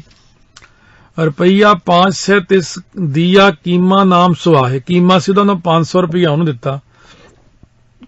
ਤਿੰਨੋਂ ਨੇ ਮਸਤਕ ਟੇਕ ਕੇ ਲੀਨਾ ਤਬੈ ਉਠਾਏ। ਬਾਅਦ ਮਸੰਦਾਂ ਨਾਲ ਮਿਲ ਕੇ ਗੰਗੂ ਨੇ ਮਾਤਾ ਜੀ ਦੀ ਜਿਹੜੀ ਖੁਰਜੀ ਸੀ ਪੈਸਿਆਂ ਵਾਲੀ ਮੋਹਰਾਂ ਵਾਲੀ ਉਹ ਚੁਰਾਈ ਤੇ ਮਰਿੰਡੇ ਥਾਣੇ ਵਿੱਚ ਪੁਲਿਸ ਨੂੰ ਇਤਲਾਹ ਦੇ ਕੇ ਮਾਤਾ ਜੀ ਤੇ ਸਾਹਿਬਜ਼ਾਦੇ ਗ੍ਰਿਫਤਾਰ ਕਰਵਾਏ। ਕਵੀ ਦੂਨਾ ਸਿੰਘ ਨੇ ਇਹ ਹੀ ਲਿਖਿਆ ਕਿ 5 ਪਿਆਰੇ ਨੇ ਅੰਮ੍ਰਿਤ ਛਕਾ ਕੇ ਮਾਤਾ ਗੁਜਰੀ ਦਾ ਨਾਮ ਗੁਰਜੀਤ ਕੌਰ ਰੱਖਿਆ। ਇਹ ਕਵੀ ਦੂਨਾ ਸਿੰਘ ਦਾ ਲਿਖਿਆ ਹੋਇਆ ਤੇ ਸੰਗਤ ਨੇ ਜਕਾਰੇ ਲਗਾਏ। ਇਹ ਜੱਚਦਾ ਵੀ ਸਹੀ ਹੈ, ਗੁਜਰ ਕੌਰ ਠੀਕ ਨਹੀਂ ਲੱਗਦਾ। ਇਹ ਹੱਥ ਲਿਖਤ ਕਵੀ ਦੂਨਾ ਸਿੰਘ ਇਹਦੀ ਜਿਹੜੀ ਹੱਥ ਲਿਖਤ ਪਈ ਆ ਸਿੱਖ ਰੈਫਰੈਂਸ ਲਾਇਬ੍ਰੇਰੀ ਅੰਮ੍ਰਿਤਸਰ ਨੰਬਰ 6045 ਉੱਥੇ ਜਿਹੜੀ ਚੀਜ਼ ਪਈ ਆ ਉੱਥੇ ਨੰਬਰ ਹੀ ਲਿਖਿਆ ਹੁੰਦਾ 6045। ਤੇ ਇਸ ਪ੍ਰਕਾਰ ਮਾਤਾ ਜੀ ਦਾ ਦਿੱਲੀ ਪਹੁੰਚਣਾ, ਲਾਡਾਂ ਤੇ ਸਦਰਾਂ ਨਾਲ ਪਲੇ ਅਤੇ ਸੁਖੀ ਜੀਵਨ ਗੁਜ਼ਾਰਨ ਵਾਲੇ ਮਾਤਾ ਸਾਹਿਬ ਕੌਰ ਤੇ ਮਾਤਾ ਸੁੰਦਰ ਕੌਰ ਜੀ ਲਈ ਪੋਹ ਦੀ ਕੜਾਕੇ ਭਰੀ ਠੰਡ, ਸਰਸਾ ਨਦੀ ਵਿੱਚ ਆਏ ਹੜ੍ਹ ਅਤੇ ਪਿੱਛਾ ਕਰਦੇ ਵੈਰੀਆਂ ਕਾਰਨ ਇੱਕ ਕਹਿਰ ਭਰਿਆ ਦਿਨ ਸੀ। ਸੋਚੋ, ਸਾਰੀ ਸੰਗਤ ਸੋਚੋ ਵੀ ਕਿੰਨਾ ਮੁਸ਼ਕਲ ਟਾਈਮ ਸੀ ਉਸ ਵਕਤ ਖਾਲਸੇ ਤੇ। ਇਸ ਭਿਆਨਕ ਵਾਤਾਵਰਣ ਵਿੱਚ ਉਹਨਾਂ ਨੇ ਸਿੱਖਾਂ ਦੀ ਮਦਦ ਨਾਲ ਨਦੀ ਪਾਰ ਕੀਤੀ ਤਾਂ ਉਹ ਅੱਗੋਂ ਕਿਧਰ ਜਾਣ ਬਾਰੇ ਸੋਚ ਰਹੇ ਸਨ ਕਿ ਇੱਕ ਧੰਨਾ ਸਿੰਘ ਨਾਂ ਦਾ ਸਿੱਖ ਉੱਥੇ ਆ ਗਿਆ। ਉਹ ਸੈਣ ਬਰਾਦਰੀ ਨਾਲ ਸੰਬੰਧ ਰੱਖਦਾ ਸੀ। ਉਸਨੇ ਗੁਰੂ ਜੀ ਤੋਂ ਸੇਵਾ ਦੀ ਮੰਗ ਕੀਤੀ ਤਾਂ ਉਹਨਾਂ ਨੇ ਕਿਹਾ ਕਿ ਤੁਸੀਂ ਦੋਹਾਂ ਮਹਿਲਾਂ ਨੂੰ ਆਪਣੇ ਨਾਲ ਰੋਪੜ ਨੂੰ ਲੈ ਜਾਓ ਅਤੇ ਠੀਕ ਸਮਾਂ ਦੇਖ ਕੇ ਇਹਨਾਂ ਨੂੰ ਦਿੱਲੀ ਪਹੁੰਚਾਉਣ ਦਾ ਪ੍ਰਬੰਧ ਕਰਨਾ। ਬਾਬਾ ਸਮੇਰ ਸਿੰਘ ਜੀ ਗੁਰਬਿਲਾਸ ਵਿੱਚ ਲਿਖਦੇ ਆ, ਰੋਪੜ ਨਿਕਟ ਘਨੌਲੀ ਆਏ, ਇੱਕ ਸਿੱਖ ਮਿਲਿਓ ਸੈਨ ਸੋ ਥਾਏ, ਕਹੋ ਕਰਾਂ ਕੁਝ ਕਾਜ ਮਹਾਨਾ, ਮੈਂ ਸਬਰ ਸੇਵਕ ਸੁਖ ਮਾਨਾ। ਮੈਂ ਆਪ ਦਾ ਸੇਵਕ ਹਾਂ ਜੀ। ਸਤਿਗੁਰ ਕਹੀ ਮਹਿਲ ਇਹ ਮੇਰੇ, ਸੇਵ ਨਿਸ਼ਾ ਰੋਪਰ ਕਹੋ ਨੇਰੇ, ਪੁਰ ਦਿੱਲੀ ਇਨਹਿ ਲਜਾਈ, ਸੇਵ ਹੈ ਸਫਲ ਇਨਹਿ ਨਿਭਾਹੀ। ਧੰਨਾ ਸਿੰਘ ਨੇ ਗੁਰੂ ਸਾਹਿਬ ਦਾ ਹੁਕਮ ਮੰਨ ਕੇ ਹੱਥ ਜੋੜ ਕੇ ਕਿਹਾ, ਮੈਂ ਸੇਵਤ ਦਿੱਲੀ ਕਹਿ ਜੈ ਹਉ, ਮਾਤਨ ਕੀ ਪੂਜਨ ਕੋ ਥੈ ਹਉ, ਦੋ ਡੋਰਨ ਕੇ ਸੰਗ ਗਇਓ, ਸੇਵਤ ਸੁਲਭ ਸੁਆਗਿਆ ਭਇਓ। ਸਤਿਗੁਰੂ ਦਾ ਹੁਕਮ ਸੁਣ ਕੇ ਸਿੱਖ ਨੇ ਕਿਹਾ ਕਿ ਮੇਰੇ ਕੁਝ ਸੰਬੰਧੀ ਰੋਪੜ ਵਿੱਚ ਰਹਿੰਦੇ ਨੇ, ਉਹਨਾਂ ਦੇ ਘਰ ਮਾਤਾ ਨੂੰ ਠਹਿਰਾਵਾਂਗਾ ਅਤੇ ਠੀਕ ਸਮੇਂ ਤੇ ਦਿੱਲੀ ਪਹੁੰਚਾ ਦਿਆਂਗਾ। ਸਿੱਖ ਬੋਲਿਓ ਕਰ ਬੰਦ ਮਮ ਸੰਬੰਧੀ ਬਸਹਿ ਘਰ, ਕਰਹੋ ਸਹਾਇ ਬਿਲੰਦ ਤਹਾਂ ਉਤਾਰੋ ਜਾਏ ਕਰ। ਧੰਨਾ ਸਿੰਘ ਦਿੱਲੀ ਦੇ ਭਾਈ ਜਵਾਹਰ ਸਿੰਘ ਤੇ ਹਕੈਤ ਸਿੰਘ ਦੀ ਸਹਾਇਤਾ ਨਾਲ ਦੋਹਾਂ ਮਾਤਾਵਾਂ ਮਾਤਾ ਸਾਹਿਬ ਕੌਰ ਤੇ ਮਾਤਾ ਸੁੰਦਰ ਕੌਰ ਨੂੰ ਉਹਨਾਂ ਦੀਆਂ ਦਾਸੀਆਂ ਭਾਗੋ ਤੇ ਬੀਬੋ, ਇਹ ਦੋ ਦਾਸੀਆਂ ਹੋਈਆਂ, ਦਾਸੀਆਂ ਭਾਗੋ ਤੇ ਬੀਬੋ ਸਣੇ ਰੋਪੜ ਲੈ ਗਿਆ। ਰਾਤ ਧੰਨਾ ਸਿੰਘ ਨੂੰ ਰਿਸ਼ਤੇਦਾਰਾਂ ਦੇ ਘਰ ਉਹਨਾਂ ਦੀ ਸੇਵਾ ਕੀਤੀ ਅਤੇ ਦੂਜੇ ਦਿਨ ਉਹ ਸਾਰੇ ਇੱਕ ਬੈਲ ਗੱਡੀ 'ਚ ਬੈਠ ਕੇ ਦਿੱਲੀ ਨੂੰ ਚੱਲ ਪਏ ਅਤੇ ਕਈ ਦਿਨਾਂ ਦਾ ਸਫ਼ਰ ਤੈਅ ਕਰਕੇ ਦਿੱਲੀ ਪਹੁੰਚ ਗਏ। ਇੱਕ ਹੀ ਰਾਤ ਬਸੇ ਪੁਰ ਰੋਪੜ, ਰਾਤ ਬਸੇ ਸਿਰਫ ਇੱਕ ਰੋਪੜ ਰਹੇ। ਗੁਰਪ੍ਰਤਾਪ ਸੂਰਜ ਗ੍ਰੰਥ ਰੁੱਤ 6 ਵਿੱਚ ਅੰਸੂ 33 ਚ ਲਿਖਿਆ ਹੈ, ਭੋਰ ਮੇਂ गाड़ी लीन चढ़ाए, फिर गड्डी चढ़ा ले, दिल्ली के पंथ परे चल के, दिन केतन में तय पहुंचे आए, काहू ना भेद लखियो ना पिखियो रिप, ना किसी ने भेद जानिया, रिप हुंदा दुश्मन ने भी नहीं जानिया। आखन मैं राज पुंज के पाए, जे मानो महाराज ने अखी घट्टा मुंह डट्टा, बोल ना सके, बेट बेट तके, हर गोबिंद दे धक्के मारे, श्री गुरु हरराय साहब जी दुश्मन दे सिर बट्टा करता। सो माता साहब कौर जो पति दे दर्शन करके अन्न पानी छकदे सी, उन्हां लई गुरु दा विछोड़ा सह सी, पर समय दा गेड़ अमिट है। उन्हां नूं अपने नालों वध फिक्र गुरु पति दा सी कि ओह किहड़े रंग विच होणगे ते जां फिर ओह माता गुजर कौर ते छोटे साहिबजादिਆਂ ਨੂੰ याद करके उन्हां दे सुख लई अरदासां करदे रहिंदे सी। दिल्ली दी संगत ने सलाह करके मातावां दा उतारा पंडित कूचा पिप्पल गली दे एक मकान विच कराया। बाद च उत्थों बदल के ओह कूचा दिलवाली सिंह विच ते फिर कलालां दी हवेली विच अजमेरी गेट नेड़े ठहरे। उन्हां दी सेवा संभाल दा काम दिल्ली दी संगत ने शरधा नाल संभाल लिया। डॉक्टर तरलोचन सिंह ने अपनी पुस्तक दिल्ली दा इतिहास विच मुगल सरकार दे हवाले नाल लिखिया कि बहादुर शाह दे तखत ते बैठण बाद उसने सरकारी खजाने विचों मातावां दीयां रसदां ला दित्तियां सन। सरकारी कागजां विच आउण वालीआं रसदां ते होर सहायता विच माता साहब कौर नूं गुरु गोबिंद सिंह महाराज दा कुआरा डोला करके लिखिया। उत्थे भी डॉक्टर महेंद्र कौर गिल अपनी पुस्तक माता सुंदरी विच माता साहब कौर दे निवास स्थान संबंधी निजी खोज दे आधार ते लिखदे हन कि कूचा दिलवाली सिंह अजमेरी गेट दे अंदर हौज काजी दे लागे है। उत्थे एक शिवजी दा मंदिर ते एक धर्मशाला मौजूद है। दिल्ली गुरुद्वारियां दे आखिरी महंत गुरबचन सिंह अनुसार ਜਿੱਥੇ ਅੱਜ ਕੱਲ शिव जी ਦੀ ਮੂਰਤੀ ਸਥਾਪਿਤ ਕੀਤੀ ਹੋਈ ਹੈ, ਠੀਕ ਉਸੇ ਥਾਂ ਮਾਤਾ ਸਾਹਿਬਦੇਵ ਕੌਰ ਦੀ ਮੰਜੀ ਹੁੰਦੀ ਸੀ। ਇਹ ਪੁਰਾਣੀਆਂ ਚੀਜ਼ਾਂ ਲਿਖੀਆਂ ਕੱਢ ਕੇ ਇਹਨਾਂ ਨੇ। ਭਾਈ ਕਾਹਨ ਸਿੰਘ ਜੀ ਮਹਾਨ ਕੋਸ਼ ਲਿਖਦੇ ਨੇ ਕਿ ਮਾਤਾ ਸੁੰਦਰੀ ਜੀ ਮਾਤਾ ਸਾਹਿਬਦੇਵਾਂ ਤੇ ਭਾਈ ਮਨੀ ਸਿੰਘ ਇਸ ਥਾਂ ਕੁਝ ਅਰਸਾ ਰਹੇ ਨੇ। ਭਾਈ ਕਾਹਨ ਸਿੰਘ ਨੇ ਇਸ ਪ੍ਰਕਾਰ ਲਿਖਿਆ। ਇਤਿਹਾਸਕਾਰ ਨਕੌਰ ਅੱਖਰ ਘੱਟ ਹੀ ਲਾਉਂਦੇ ਨੇ। ਸਿੱਖਾਂ ਦੀ ਅਣਗਹਿਲੀ ਕਾਰਨ ਇਸ ਥਾਂ ਗੁਰਦੁਆਰਾ ਨਹੀਂ ਬਣਾਇਆ। ਅੱਜ ਕੱਲ ਇੱਥੇ ਹਿੰਦੂ ਅਰੋੜੇ ਵਸਦੇ ਨੇ। ਇਹ ਮਾਤਾ ਸੁੰਦਰੀ ਦੇ ਜੀਵਨ 'ਚ ਲਿਖਿਆ ਹੋਇਆ। ਇਸ ਤਰ੍ਹਾਂ ਦਿੱਲੀ ਠਹਿਰ ਕੇ ਮਾਤਾ ਆਪਣੇ ਪਤੀ ਗੁਰੂ ਗੋਬਿੰਦ ਸਿੰਘ ਮਹਾਰਾਜ ਤੇ ਸੱਸ ਮਾਤਾ ਗੁਜਰ ਕੌਰ ਸਣੇ ਦੋਹਾਂ ਸਾਹਿਬਜ਼ਾਦਿਆਂ ਦੀ ਫਿਕਰ ਕਰ ਰਹੇ ਸੀ, ਜਿਨ੍ਹਾਂ ਨਾਲ ਉਹ ਰੋਪੜ ਤੋਂ ਵਿਛੜ ਚੁੱਕੇ। ਉਹਨਾਂ ਦੇ ਕਈ ਵਾਰੀ ਕੁਝ ਸਿੱਖਾਂ ਨੂੰ ਪਤਾ ਲਾਉਣ ਲਈ ਪੰਜਾਬ ਭੇਜਿਆ, ਪਰ ਆਵਾਜਾਈ ਦੇ ਸਾਧਨ ਘੱਟ ਹੋਣ ਕਰਕੇ ਉਹ ਅਸਫਲ ਵਾਪਸ ਪਰਤਦੇ ਰਹੇ। ਭਾਈ ਮਨੀ ਸਿੰਘ ਨੇ ਆਪਣੇ ਤੌਰ ਤੇ ਪਤਾ ਕਰਵਾ ਕੇ ਮਾਤਾਵਾਂ ਨੂੰ ਇਹ ਰਿਪੋਰਟ ਦਿੱਤੀ ਕਿ ਦੋਵੇਂ ਵੱਡੇ ਸਾਹਿਬਜ਼ਾਦੇ ਚਮਕੌਰ ਦੀ ਗੜ੍ਹੀ ਵਿੱਚ ਵੈਰੀਆਂ ਨਾਲ ਜੂਝਦੇ ਸ਼ਹੀਦ ਹੋ ਗਏ ਤੇ ਦੋਵੇਂ ਛੋਟੇ ਸਾਹਿਬਜ਼ਾਦੇ ਸਰਹੰਦ ਵਿੱਚ ਸ਼ਹੀਦੀਆਂ ਪਾ ਗਏ। ਮਾਤਾਵਾਂ ਪ੍ਰਭੂ ਦੇ ਭਾਣੇ ਵਿੱਚ ਲੀਨ ਹੋ ਗਈਆਂ। ਉਸ ਸਮੇਂ ਦੇ ਗੇੜ ਤੇ ਹੋਣੀ ਦੇ ਚੱਕਰ ਤੋਂ ਦਰਵਿਤ ਹੋ ਗਈਆਂ। ਮਾਤਾ ਸਾਹਿਬ ਕੌਰ ਜੀ ਨੇ ਭਾਈ ਜਵਾਹਰ ਸਿੰਘ ਨੂੰ ਕਹਿ ਕੇ ਮਾਤਾ ਗੁਰਜੀਤ ਕੌਰ ਜੀ ਤੇ ਸਾਹਿਬਜ਼ਾਦਿਆਂ ਨਿਮਿਤ ਪਾਠ ਦਾ ਭੋਗ ਵੀ ਪਵਾਇਆ। ਭਾਈ ਮਨੀ ਸਿੰਘ ਨੇ ਅੰਤਮ ਅਰਦਾਸ ਵੀ ਕੀਤੀ। ਇਹ ਗੱਲਾਂ ਆਮ ਨਹੀਂ ਕਿਸੇ ਨੂੰ ਪਤਾ ਵੀ ਕੀ ਹੋਇਆ ਉਦੋਂ। ਅਖੰਡ ਪਾਠ ਸਾਹਿਬ ਜਾਂ ਪਾਠ ਉੱਥੇ ਦਿੱਲੀ 'ਚ ਭੋਗ ਪਾਏ ਸਾਹਿਬਜ਼ਾਦਿਆਂ ਦੇ ਨਿਮਿਤ, ਮਾਤਾ ਜੀ ਦੇ ਨਿਮਿਤ। ਭਾਈ ਮਨੀ ਸਿੰਘ ਨੇ ਦੇਖੋ ਅੰਤਮ ਅਰਦਾਸ ਕੀਤੀ। ਸੋ ਇਸ ਕਰਕੇ ਇਹ ਸਾਰੀਆਂ ਚੀਜ਼ਾਂ ਨੋਟ ਕਰਨ ਵਾਲੀਆਂ ਹੁੰਦੀਆਂ ਨੇ। ਸ੍ਰੀ ਦਮਦਮਾ ਸਾਹਿਬ ਦੀ ਆਮਦ ਜਿਹੜੀ ਹੈ ਪਰਿਵਾਰ ਵਿਛੋੜੇ ਮਗਰੋਂ ਸਤਿਗੁਰੂ ਜੀ ਚਮਕੌਰ ਸਾਹਿਬ, ਝਾੜ ਸਾਹਿਬ, ਰੇਰੂ ਸਾਹਿਬ ਤੇ ਮਾਛੀਵਾੜੇ ਤੋਂ ਹੁੰਦੇ ਹੋਏ ਖਦਰਾਣੇ ਦੀ ਢਾਬ ਮੁਕਤਸਰ ਸਾਹਿਬ ਪਹੁੰਚੇ। ਇੱਥੇ ਉਹਨਾਂ ਦਾ ਸ਼ਾਹੀ ਫੌਜਾਂ ਨਾਲ ਆਖਰੀ ਜੰਗ ਹੋਇਆ। ਇੱਥੋਂ ਚੱਲ ਕੇ ਤਲਵੰਡੀ ਦੇ ਰਈਸ ਡੱਲਾ ਸਿੰਘ ਕੋਲ ਪਹੁੰਚ ਕੇ ਕਮਰਕਸਾ ਖੋਲ੍ਹਿਆ ਤੇ ਆਰਾਮ ਕੀਤਾ। ਇਹ ਸਥਾਨ ਦਮਦਮਾ ਸਾਹਿਬ ਦੇ ਨਾਮ ਨਾਲ ਪ੍ਰਸਿੱਧ ਹੋਇਆ। ਮਾਲਵੇ ਦੀਆਂ ਸੰਗਤਾਂ ਆਉਣ ਲੱਗ ਪਈਆਂ। ਸਤਿਗੁਰੂ ਜੀ ਨੇ ਇੱਥੇ ਹੀ ਭਾਈ ਮਨੀ ਸਿੰਘ ਪਾਸੋਂ ਸ੍ਰੀ ਗੁਰੂ ਗ੍ਰੰਥ ਸਾਹਿਬ ਜੀ ਦਾ ਸਰੂਪ ਦੁਬਾਰਾ ਲਿਖਵਾਇਆ ਤੇ ਕਾਂਸ਼ੀ ਵਾਂਗ ਇੱਥੇ ਪੜ੍ਹਨ ਪੜ੍ਹਾਉਣ ਦਾ ਪ੍ਰਬੰਧ ਕੀਤਾ, ਜਿਸ ਕਰਕੇ ਇਹਨੂੰ ਗੁਰੂ ਕੀ ਕਾਸ਼ੀ ਵੀ ਕਹਿੰਦੇ ਨੇ। ਡੱਲਾ ਸਿੰਘ ਤਨ, ਮਨ ਤੇ ਧਨ ਨਾਲ ਸਤਿਗੁਰੂ ਦੀ ਸੇਵਾ, ਉਹਨਾਂ ਦੇ ਦਰਸ਼ਨ ਲਈ ਆਉਣ ਵਾਲੀਆਂ ਸੰਗਤਾਂ ਦੀ ਸੇਵਾ ਜੁਟਿਆ ਰਹਿੰਦਾ ਸੀ। ਭਾਈ ਡੱਲਾ ਸਿੰਘ ਜੀ ਦੇ ਪਰਿਵਾਰ ਵਿੱਚੋਂ ਇੱਕ ਬੀਬੀ ਕਪੂਰੋ ਦੀ ਬੇਨਤੀ ਮੰਨ ਕੇ ਸਤਿਗੁਰੂ ਜੀ ਨੇ ਇੱਕ ਊਠ ਸਵਾਰ ਭੇਜ ਕੇ ਆਪਣੇ ਮਹਿਲਾਂ ਨੂੰ ਦਿੱਲੀ ਤੋਂ ਦਮਦਮਾ ਸਾਹਿਬ ਮੰਗਵਾਉਣਾ ਸਵੀਕਾਰ ਕੀਤਾ। ਸੁਨੇਹਾ ਮਿਲਣ ਤੇ ਦੋਵੇਂ ਮਹਿਲ ਮਾਤਾ ਸਾਹਿਬ ਕੌਰ ਤੇ ਮਾਤਾ ਸੁੰਦਰ ਕੌਰ ਜੀ ਸਣੇ ਸਾਹਿਬ ਸਿੰਘ। ਇਹ ਸਾਹਿਬ ਸਿੰਘ ਕੌਣ ਹੈ? ਮਾਤਾ ਸਾਹਿਬ ਕੌਰ ਦੇ ਜਿਹੜੇ ਭਰਾਤਾ ਸਾਹਿਬ ਚੰਦ ਜੀ ਹੋਏ ਨੇ, ਤੇ ਨਾਲ ਭਾਈ ਜਵਾਹਰ ਸਿੰਘ ਤੇ ਦਿੱਲੀ ਦੀ ਹੋਰ ਸੰਗਤ ਨਾਲ ਦਮਦਮਾ ਸਾਹਿਬ ਪਹੁੰਚ ਗਏ।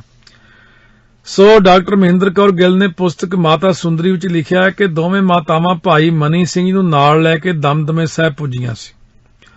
ਹੋਰ ਇਤਿਹਾਸਕਾਰਾਂ ਨੇ ਲਿਖਿਆ ਕਿ ਭਾਈ ਮਨੀ ਸਿੰਘ ਉਸ ਸਮੇਂ ਦਿੱਲੀ ਨਹੀਂ ਸਨ, ਉਹ ਅੰਮ੍ਰਿਤਸਰ ਸਾਹਿਬ ਸਨ ਅਤੇ ਉੱਥੋਂ ਹੀ 21 ਮਾਘ 1762 ਮਾਨੋ ਕਿ 1705 ਈਸਵੀ ਨੂੰ ਗੁਰੂ ਚਰਨਾਂ ਵਿੱਚ ਦਮਦਮਾ ਸਾਹਿਬ ਪਹੁੰਚੇ ਭਾਈ ਮਨੀ ਸਿੰਘ। ਉਹਨਾਂ ਨੂੰ ਸਤਿਗੁਰੂ ਨੇ ਸ੍ਰੀ ਦਰਬਾਰ ਸਾਹਿਬ ਅੰਮ੍ਰਿਤਸਰ ਸਾਹਿਬ ਦੀ ਸੇਵਾ ਸੌਂਪੀ ਹੋਈ ਸੀ। ਅੰਮ੍ਰਿਤਸਰ ਮੈਂ ਇਹੋ ਸੁਨ ਪਾਈ ਛੋੜ ਆਨੰਦਪੁਰ ਗਏ ਗੁਸਾਈ। ਸਾਬੋ ਕੀ ਤਲਵੰਡੀ ਮਾਹੀ ਦੇਸ ਮਾਲਵੇ ਪਹੁੰਚੇ ਜਾਈ। ਮਨੀ ਸਿੰਘ ਲੈ ਸੰਗਤ ਸਾਥ ਪਹੁੰਚੇ ਗੁਰ ਟਿਕ ਟੇਕਿਓ ਮਾਤ। ਸ਼ਹੀਦ ਬਿਲਾਸ ਭਾਈ ਮਨੀ ਸਿੰਘ ਕ੍ਰਿਤ ਜਿਹੜੀ ਸੇਵਾ ਸਿੰਘ ਨੇ ਲਿਖੀ ਉਹ 84 ਪੇਜ ਤੇ ਲਿਖਿਆ। ਮਨੀ ਸਿੰਘ ਸ੍ਰੀ ਅੰਮ੍ਰਿਤਸਰ ਤੋਂ ਸਭ ਸਮਾਨ ਲੈ ਆਏ। ਪਰੇ ਚਰਨ ਪਰ ਗੁਰੂ ਕੇ ਮਨ ਬਾਂਝ ਫਲ ਪਾਏ। ਪੋਥੀ ਗੁਰਬਿਲਾਸ ਪਾਤਸ਼ਾਹੀ 10ਵੀਂ ਸਾਖੀ 63ਵੀਂ ਵਿੱਚ 20 ਪੇਜ ਤੇ ਲਿਖਿਆ। ਭਾਈ ਮਨੀ ਸਿੰਘ ਜੀ ਦਮਦਮੇ ਸਾਹਿਬ ਗੁਰੂ ਜੀ ਕੋਲ 6 ਮਹੀਨੇ ਰਹੇ ਅਤੇ ਗੁਰੂ ਜੀ ਨੇ ਅਨੁਭਵੀ ਗੁਰੂ ਗ੍ਰੰਥ ਸਾਹਿਬ ਦੀ ਬੀੜ ਇੱਥੇ ਉਚਾਰ ਕੇ ਅੰਤਰਜਾਮਤਾ ਨਾਲ ਸਾਰੀ ਲਿਖਵਾਈ। ਉਹਦੇ ਲਿਖਣ ਦੀ ਸੇਵਾ ਉਹਨਾਂ ਨੇ ਕੀਤੀ, ਕਥਾ ਵੀ ਨਾਲ ਕੀਤੀ। ਆਨੰਦਪੁਰ ਦਾ ਆਨੰਦ ਰਾਜ ਭਾਗ ਪੂਜਿਆ। ਮਾਤਾ ਜੀ ਚਾਰੇ ਸਾਹਿਬਜ਼ਾਦੇ ਤੇ ਅਨੇਕਾਂ ਸਿੰਘ ਕੁਰਬਾਨ ਕਰਨ ਅਤੇ ਅਕਹਿ ਕਸ਼ਟ ਸਹਾਰਨ ਤਹਿਣ ਤੋਂ ਬਾਅਦ ਪਹਿਲੀ ਵਾਰ ਇੱਥੇ ਪਰਿਵਾਰ ਦਾ ਮਿਲਾਪ ਹੋਇਆ। ਦੋਹਾਂ ਮਾਤਾਵਾਂ ਨੇ ਗੁਰੂ ਪਤੀ ਦੇ ਚਰਨ ਪਰਸੇ ਅਤੇ ਹੰਝੂਆਂ ਨਾਲ ਉਹਨਾਂ ਦੇ ਚਰਨ ਧੋਤੇ। ਕਾਫੀ ਸਮਾਂ ਇਹ ਕਰੁਣਾਮਈ ਅਵਸਥਾ ਬਣੀ ਰਹੀ ਅਤੇ ਸਤਿਗੁਰੂ ਜੀ ਮਹਿਲਾਂ ਨੂੰ ਭਾਣੇ ਦਾ ਸਬਕ ਦ੍ਰਿੜਾਉਂਦੇ ਰਹੇ। ਮਾਤਾਵਾਂ ਜੀ ਨੇ ਗੁਰੂ ਜੀ ਦੀ ਆਪਣੀ ਸੁਖ ਸਾਂਦ ਤੇ ਵੈਰੀਆਂ ਦੇ ਟਾਕਰੇ ਸਮੇਂ ਦੇ ਵਿਖੜੇ ਹਾਲਾਤ ਦੀ ਜਾਣਕਾਰੀ ਲਈ ਇਹਨਾਂ ਨੇ ਮਾਤਾ ਗੁਰਜੀਤ ਕੌਰ ਜੀ ਅਤੇ ਚੌਹਾਂ ਸਾਹਿਬਜ਼ਾਦਿਆਂ ਸ਼ਹੀਦੀਆਂ ਤੇ ਉਹਨਾਂ ਦੇ ਅੰਤਮ ਸੰਸਕਾਰ ਸੰਬੰਧੀ ਵਾਰਤਾਵਾਂ ਪੁੱਛੀਆਂ। ਸਤਿਗੁਰੂ ਜੀ ਨੇ ਵੱਡੇ ਸਾਹਿਬਜ਼ਾਦਿਆਂ ਦੀ ਬੇਮਿਸਾਲ ਬਹਾਦਰੀ ਵਿਖਾ ਕੇ ਪ੍ਰਾਪਤ ਕੀਤੀਆਂ ਸ਼ਹੀਦੀਆਂ ਦਾ ਬਿਰਤਾਂਤ ਸੁਣਾਇਆ। ਛੋਟੇ ਸਾਹਿਬਜ਼ਾਦਿਆਂ ਦੇ ਕੰਧਾਂ ਵਿੱਚ ਚਿਣੇ ਜਾਣ ਤੇ ਮਾਤਾ ਗੁਰਜੀਤ ਕੌਰ ਦੇ ਅਗਾਧ ਸਿਦਕ ਦਾ ਵਰਣਨ ਕਰ ਸੁਣ ਕੇ ਮਾਤਾਵਾਂ ਬਹੁਤ ਬਰਾਗ ਵਿੱਚ ਆ ਗਈਆਂ, ਪਰ ਗੁਰੂ ਜੀ ਨੇ ਉਹਨਾਂ ਨੂੰ ਖਾਲਸੇ ਸੰਗਤ ਦੇ ਅਲੌਕਾਰੀ ਦਰਸ਼ਨ ਵੱਲ ਇਸ਼ਾਰਾ ਕਰਕੇ ਪ੍ਰਭੂ ਸ਼ੁਕਰਾਨੇ ਦਾ ਸਬਕ ਪੜ੍ਹਾਇਆ। ਇਨ ਪੁੱਤਰਨ ਕੇ ਸੀਸ ਪਰ ਵਾਰ ਦੀਏ ਸੁਤ ਚਾਰ, ਚਾਰ ਮੂਏ ਤੋ ਕਿਆ ਭਇਆ, ਜੀਵਤ ਕਈ ਹਜ਼ਾਰ। ਗੁਰੂ ਗੋਬਿੰਦ ਸਿੰਘ ਕ੍ਰਿਤ ਪ੍ਰੋਫੈਸਰ ਹਰਬੰਸ ਸਿੰਘ ਦੀ ਪੁਸਤਕ 'ਚ ਲਿਖਿਆ 130 ਪੇਜ ਤੇ ਮਹਾਂਪੁਰਖ ਬਾਬਾ ਕਰਤਾਰ ਸਿੰਘ ਜੀ ਖਾਲਸਾ ਕਿਹਾ ਕਰਦੇ ਸੀ, ਚਾਰ ਮੂਏ ਤੋਂ ਕਿਆ ਪਿਆ, ਜੀਵਤ ਲੱਖ ਹਜ਼ਾਰ, ਕਈ ਲੱਖਾਂ ਹਜ਼ਾਰਾਂ ਸੰਗਤਾਂ। ਕਲਗੀਧਰ ਪਿਤਾ ਜੀ ਨੇ ਮਹਿਲਾ ਨੂੰ ਸ਼ਾਂਤ ਕਰਦੇ ਹੋਏ ਸਮਝਾ ਕਿ ਕਾਇਰਾਂ ਦੀ ਮੌਤ ਉੱਤੇ ਰੋਣਾ ਹੁੰਦਾ ਹੈ, ਕਿਉਂਕਿ ਉਹ ਹਾਟੋ ਹਾਟ ਬਿਕਾਏ ਦੀ ਅਵਸਥਾ ਵਿੱਚ ਹੁੰਦੇ ਨੇ। ਇਹ ਛੋਟੀਆਂ ਜਿੰਦਾਂ ਵੱਡੇ ਸਾਕੇ ਕਰਕੇ ਆਪਣੇ ਪੂਜੇ ਦਾਦਾ ਤੇ ਪੜਦਾਦਾ ਦੀ ਗੋਦ ਵਿੱਚ ਜਾ ਬਰਾਜੀਆਂ ਨੇ। ਇਸ ਤਰ੍ਹਾਂ ਮਾਤਾਵਾਂ ਨੂੰ ਸਹਾਰਾ ਮਿਲਿਆ ਤੇ ਉਹ ਪਤੀ ਦੀ ਹਜ਼ੂਰੀ ਵਿੱਚ ਰਹਿ ਕੇ ਸੇਵਾ ਕਰਨ ਲੱਗ ਪਈਆਂ। ਗੁਰੂ ਸਾਹਿਬ ਜੀ ਦੀ ਰਿਹਾਇਸ਼ ਲਿਖਣਸਰ ਸਥਾਨ ਨੇੜੇ ਸੀ। ਹੁਣ ਸੰਗਤਾਂ ਜਾ ਕੇ ਜਿੱਥੇ ਊੜਾੜਾ ਲਿਖਦੀਆਂ ਨੇ।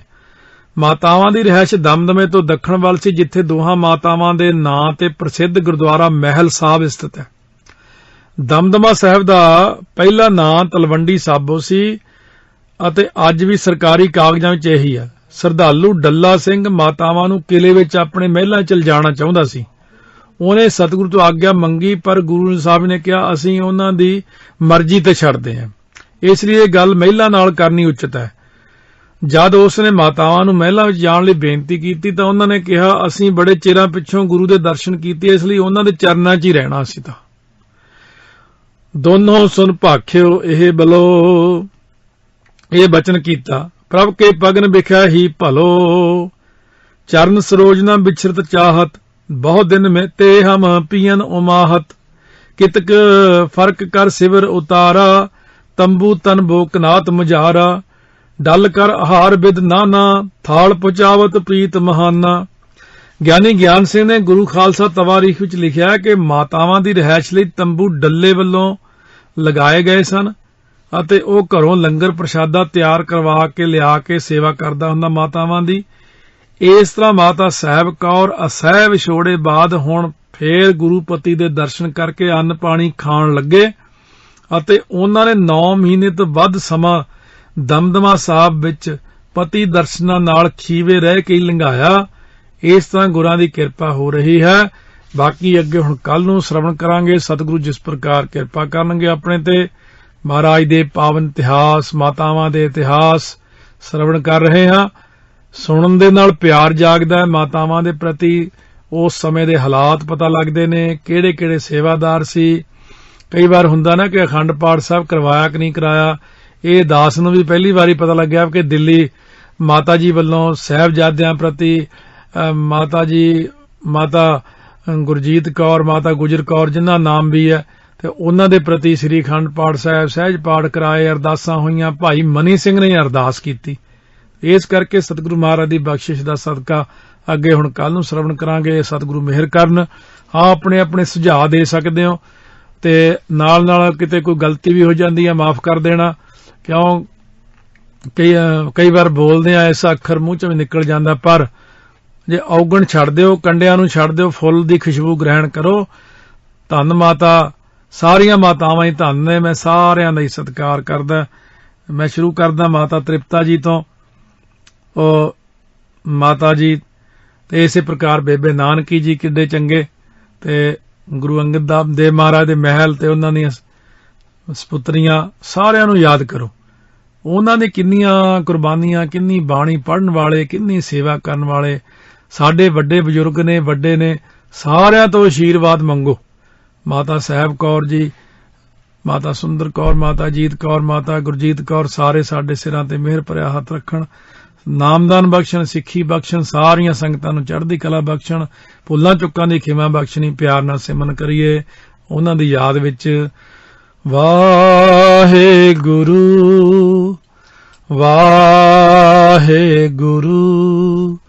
ਵਾਹਿਗੁਰੂ, ਧੰਨ ਵਾਹਿਗੁਰੂ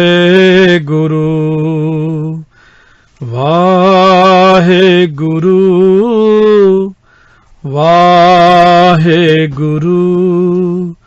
ਵਾਹਿਗੁਰੂ ਧੰਨ ਵਾਹਿਗੁਰੂ ਵਾਹਿਗੁਰੂ ਵਾਹਿਗੁਰੂ ਵਾਹਿਗੁਰੂ ਧੰਨ ਵਾਹਿਗੁਰੂ ਵਾਹਿਗੁਰੂ ਵਾਹਿਗੁਰੂ ਵਾਹਿਗੁਰੂ ਧੰਨ ਵਾਹਿਗੁਰੂ ਤੁਮ ਮਾਤ ਪਿਤਾ ਹਮ ਬਾਰਿਕ ਤੇਰੇ ਤੁਮਰੀ ਕਿਰਪਾ ਮੈਂ ਸੁਖ ਕਨੇਰੇ तुम मात पिता हम बारिक तेरे तुमरी कृपा में सुख कनेरे वाहिगुरु वाहिगुरु वाहिगुरु ਧੰਨ ਵਾਹਿਗੁਰੂ ਵਾਹਿਗੁਰੂ